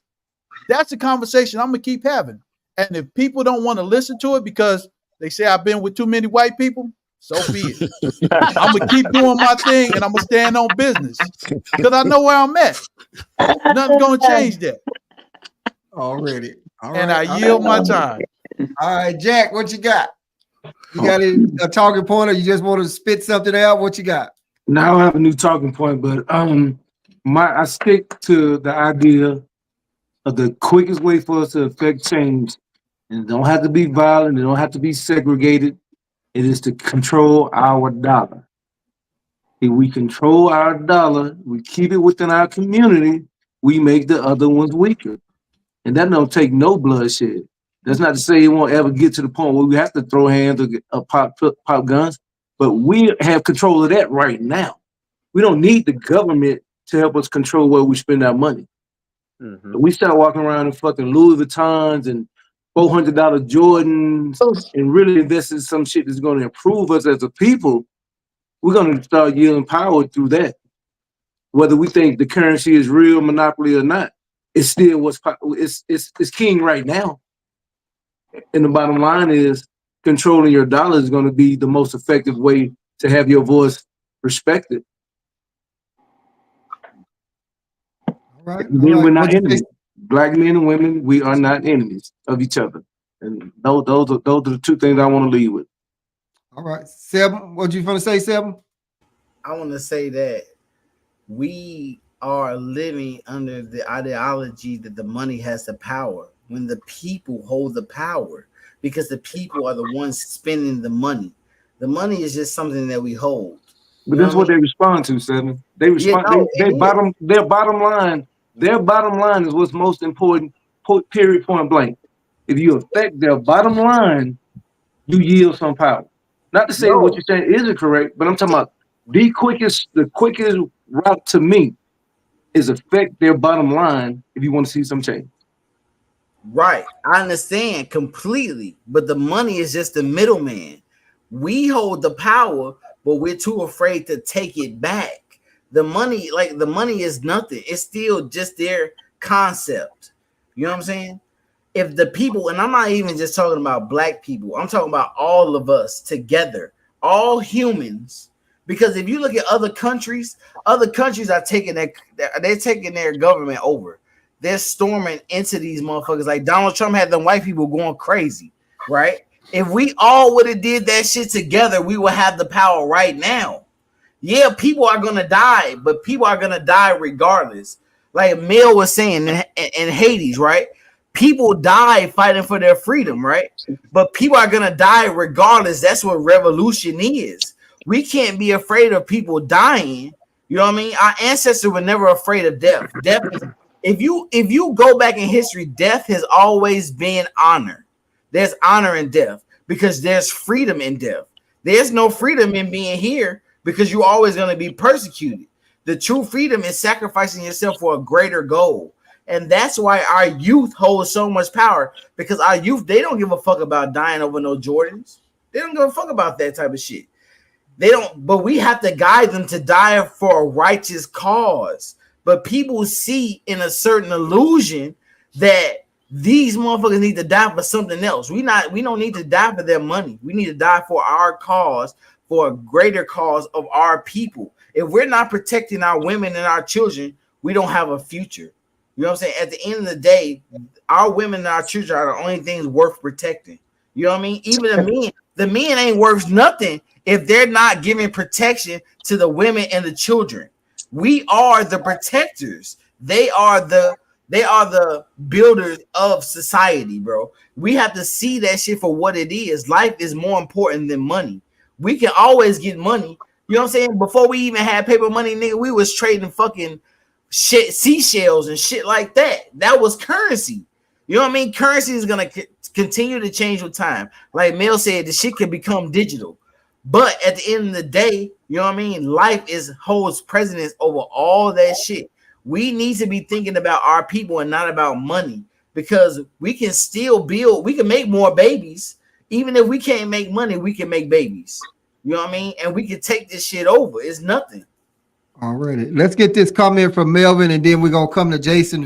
See if he had a talking point or anything you want to go ahead. Yeah. Go ahead, Melvin. So before I respond to the act to Seven, I don't know how many shows this has been, but Seven, I figured you out.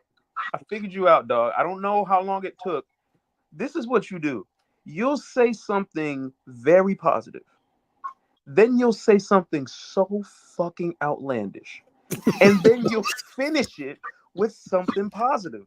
And you have everybody like, well, I kind of agree with the nigga, but he just, he could have just worded this better. Because I'm sitting here like, yo, he said something, but then he didn't, but then he said something.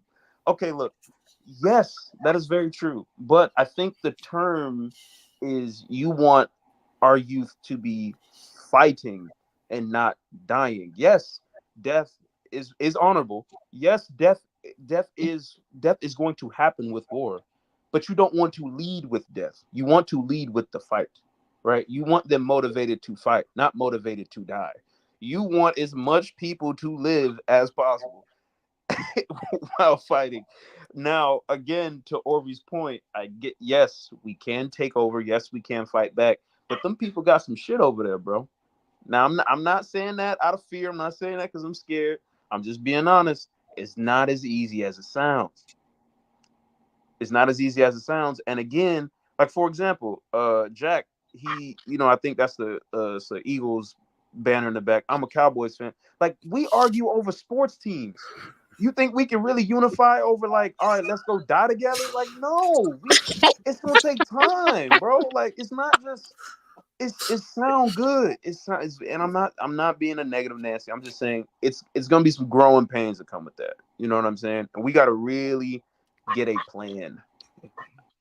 That's the number one goal, man. You gotta have a plan. Without a plan, you're nothing, bro. You just out here freestyling, and we can't be freestyling when it's time to take over what we're trying to accomplish. You know what I'm saying? We got to really lock in. And that's the thing too. Who are we gonna listen to? Like, okay, we're a community, right? We come here. We got Orby. Yeah, well, Mr. International. There you got it. What's the slogan, Orby? Help me say it. What is it again? I can't.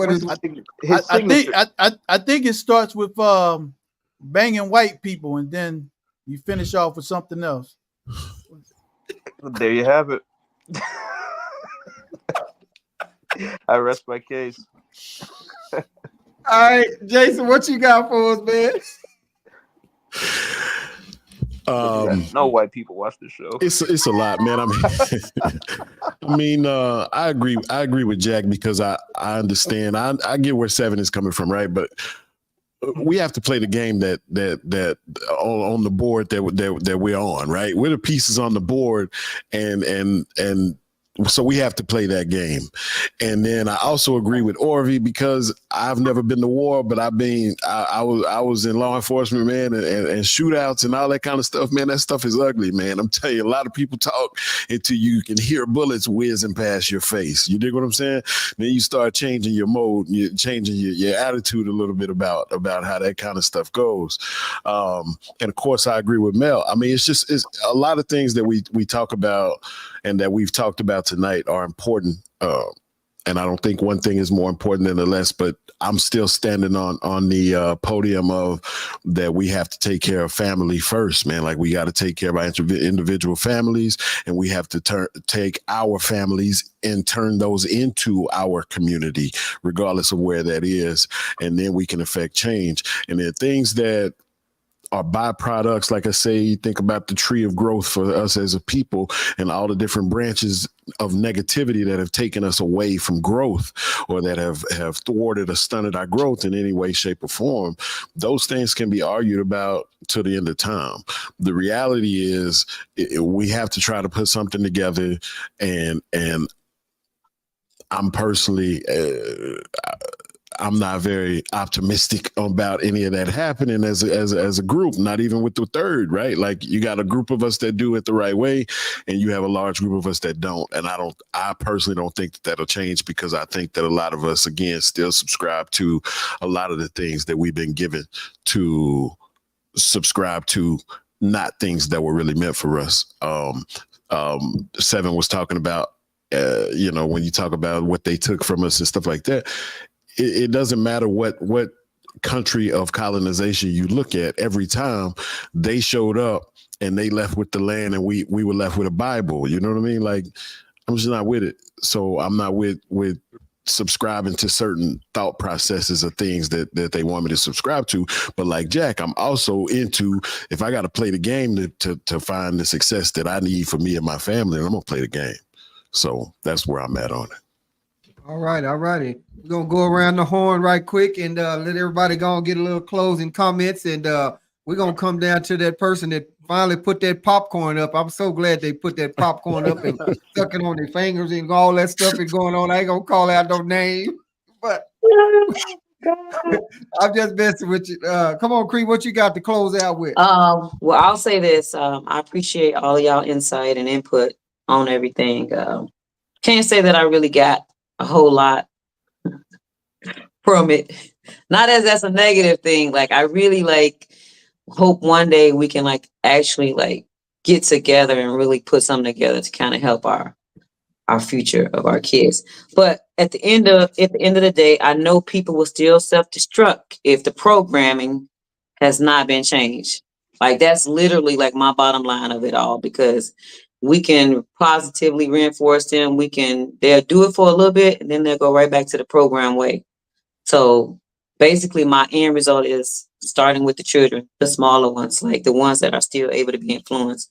Because I feel like if we can raise some strong children for that fight that you're talking about, Seven, that may or may not happen, then we raise the strong children, and instead of trying to repair damaged male and females, men and women. So that's what I'm gonna leave with, because I don't think it's gonna happen in our time. But while we still here, I think we can influence and teach our kids to do better than what we did. All right. Melvin, what you got? I just want to individually thank you again for having this platform, man. It's amazing. There should be hundreds of thousands of people watching this, just like there should be hundreds of thousands of other Wizzo Talks actively going on. But it's very important, and I do appreciate everybody's input. This is great. I'm glad to be on, and I look forward to the next one.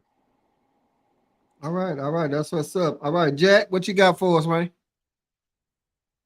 Oh, I spoke my piece already. Okay. Glad you guys invited me in. Interesting conversation. All right. Seven, make sure Seven. You so passionate, brother. Make sure you controlling your blood pressure, man. Because I don't want you to you be getting fired up. Hey, I'm gonna say this right here before I go to RV next. Those of us that's right here, we especially like Seven and Jack, y'all. I mean, we might have to just hook up one time and go out and because we all just right here in Temple and Khalid and just meet up a face to face, So those of us here, I know Melvin's in Florida, RV's not here and everything like that. Jason just in San Antonio. So, but anyway, I just wanted to put that out there. But RV, you got anything to close out on? First of all, if y'all give me advance notice, I can use my government funding, get out there and hang out with y'all. Just putting that out there. Second of all, I have to agree with some of the comments that's been on here that, we really have to start with the kids. We really have to start showing what we're talking about. And as far as us as a Black collective coming together, it would be great to have that happen. But here's a suggestion that I'm going to put out there that I'm doing right now. Let's start with where we at. Everything that I'm talking about, I'm actually doing in Thibodaux, Louisiana. Unfortunately, I couldn't touch the family connects that I have in Chicago, but I'm doing something in Louisiana. I'm in my community where my mom is. I'm in the house that my great grandmother passed down since 1898.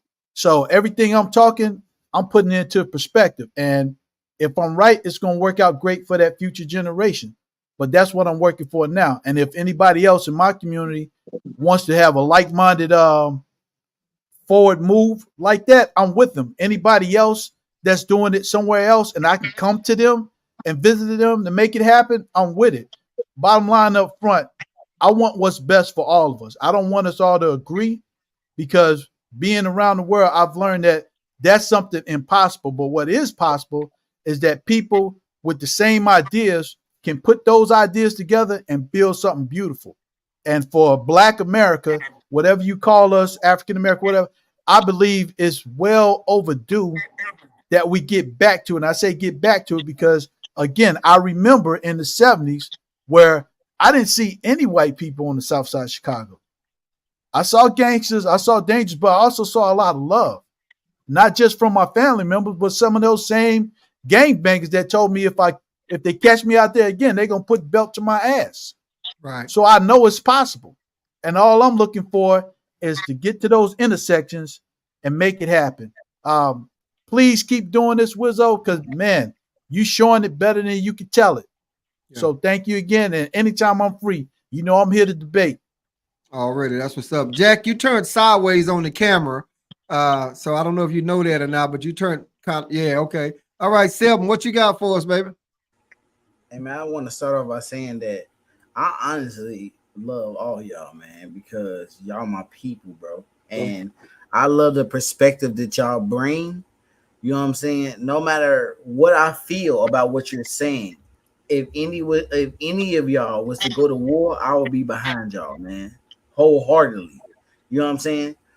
And I also want to add to that we as people really need to do our due diligence in doing our actual history of where our people came from, and we would see exactly what has been done to us and what has been taken from us, so that we will know what we should be taking back. Now I know a lot of y'all feel that I be on some extra shit when I be talking about killing people, bro. But at the end of the day, a lot of our ancestors died fighting for what we need to be taken back, and also fighting not to lose what they had. You know what I'm saying? So with that being said, I just want to let y'all know that we really need to be more on our shit when it comes to knowing who we are and knowing what belongs to us, and not playing the game of our enemies. When we play the game of our enemies, we're destined to lose.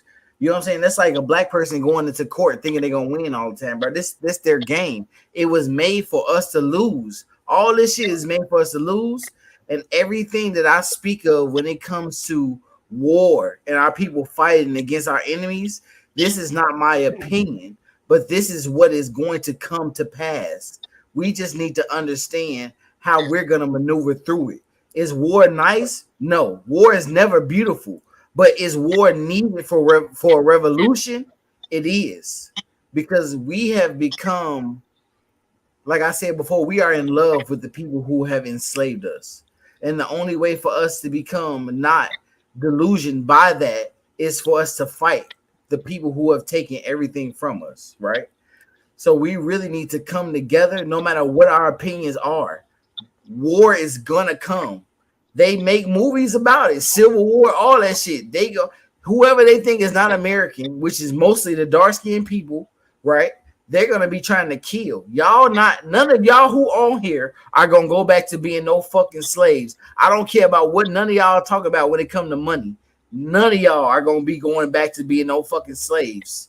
So you all really need to wrap your mind around understanding that we're gonna have to fight together. And the money is not going to save you, because if you pay attention to what's going on right now in the world, bro, they tearing shit up, and white people is coming for us next, bro. We need to be sticking together. Already. Well, the topic was, what will it take for black people to unite as one? Guys, we covered, like, I mean, from segregation to mindset, forgiving, teaching kids at home, not working. I mean, we covered a whole lot of stuff. Tony was saying something to the fact that, you know, all the different opinions and different things that we have and that we're talking about. But I believe Arby has always said something. We may have those different points and those different views, but we can still come together as one to get something done. You know, and I don't think it's anything wrong with us saying, you know, some saying I'm black, some saying I'm not African American, I'm this and that. Hey, but as long as at the end of the day that we can come together to get whatever done, taken care of, is outstanding. I know Jack mentioned something about I think it was giving money to our to the blacks, to the like I just say to the small business or something like that, or to this other entrepreneur, this black business. I see that sometimes, but at the same time, we be hating on one another to go over there and buy that shirt from this guy. I say to buy a shirt from Seven because Seven is selling that shirt for $30 as a small business, but Walmart got a shirt for $10. And they'll go in there and buy that shirt and give that money to Walmart instead of giving that money to Seven, as especially a black person, you know, but they're buying the Jordans and buying all that other shit. So I'm just saying that, you know, it'd be good if we could go on and unite together as one. I know Seven was talking about, you know, the war and us standing up and standing up in a meeting in a podcast that we had a long time ago. I think Melvin said, and I don't even say niggas, but niggas can't even get a nigga to go to a PTA meeting or something like that, you know, or to get to go to that type of meeting, and then you want us to go and come together and to unite as one. But in the end, I think as long as we keep having these conversations and reach out and try to bring someone and try to help someone, we can kind of get there eventually. When Creek, Seven, Arby, Melvin probably used some of it in his jokes or whatever, and you know, and talk about it. Arby keeps saying we talk about it. We can make it happen. Creek said it ain't happening in our lifetime. Creek, it's not gonna happen in my lifetime, but I would like to see it happen Well, we together. can get it rolling though. We can get it started. Hey, y'all keep With saying it's not gonna happen, but it's gonna happen in our lifetime. Y'all gotta pay attention to what's going on. yeah. Hey, can I say something? Like I was Yeah. watching on the news the other day, and a white lady, they were talking to Trump supporters, and she was saying that if he does not win, it's definitely going to be a civil war.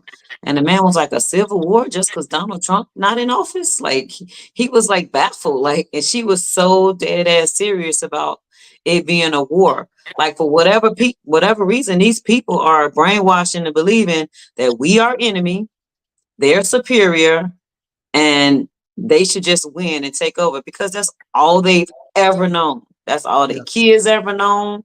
Like, Yeah. so they have bought into it just like we have bought into it on the flip side that we don't belong here and we are the enemies and we hate ourselves. Like it has to start with the programming or reprogramming of our mind. Like we need to look in the mirror and see queens and kings instead of trash. I'm not good enough. I need to fix this about myself. I need to fix that. It's like really mental issue before we can And ever move forward as a collective whole. right. Oh, and And also we cannot depend on, I just had this thought too, like we cannot depend on the people who hurt and abuse us and go to those same people and look for them to heal us. Like it just doesn't work like that. you know, Separation is gonna always be the best from the people that hurt you. I'll just add on to this to some of that is that when she's talking about that Civil War, back in the day, blacks didn't own guns. We own a whole lot of the motherfuckers now. So it won't go down just as easy as they think it will go down. And It's usually not. you catch a lot of blacks coming together where after a young black person and got shot and then the streets is flooded. They got a lot of anger and violence in them. But if that January 6th crew roll up into the wrong spot, well, I'm gonna say this right here. I don't know, it may have been somebody on this podcast that said that they came down to the church in right off of I-20 in Dallas, a bunch of them mega guys. And after they made some phone calls and did whatever, them motherfuckers had to call the cops to get up out of there. So it won't be as easy as they thought it was. But anyway. And Can I when have old white women with canes been a threat? At all. Ever.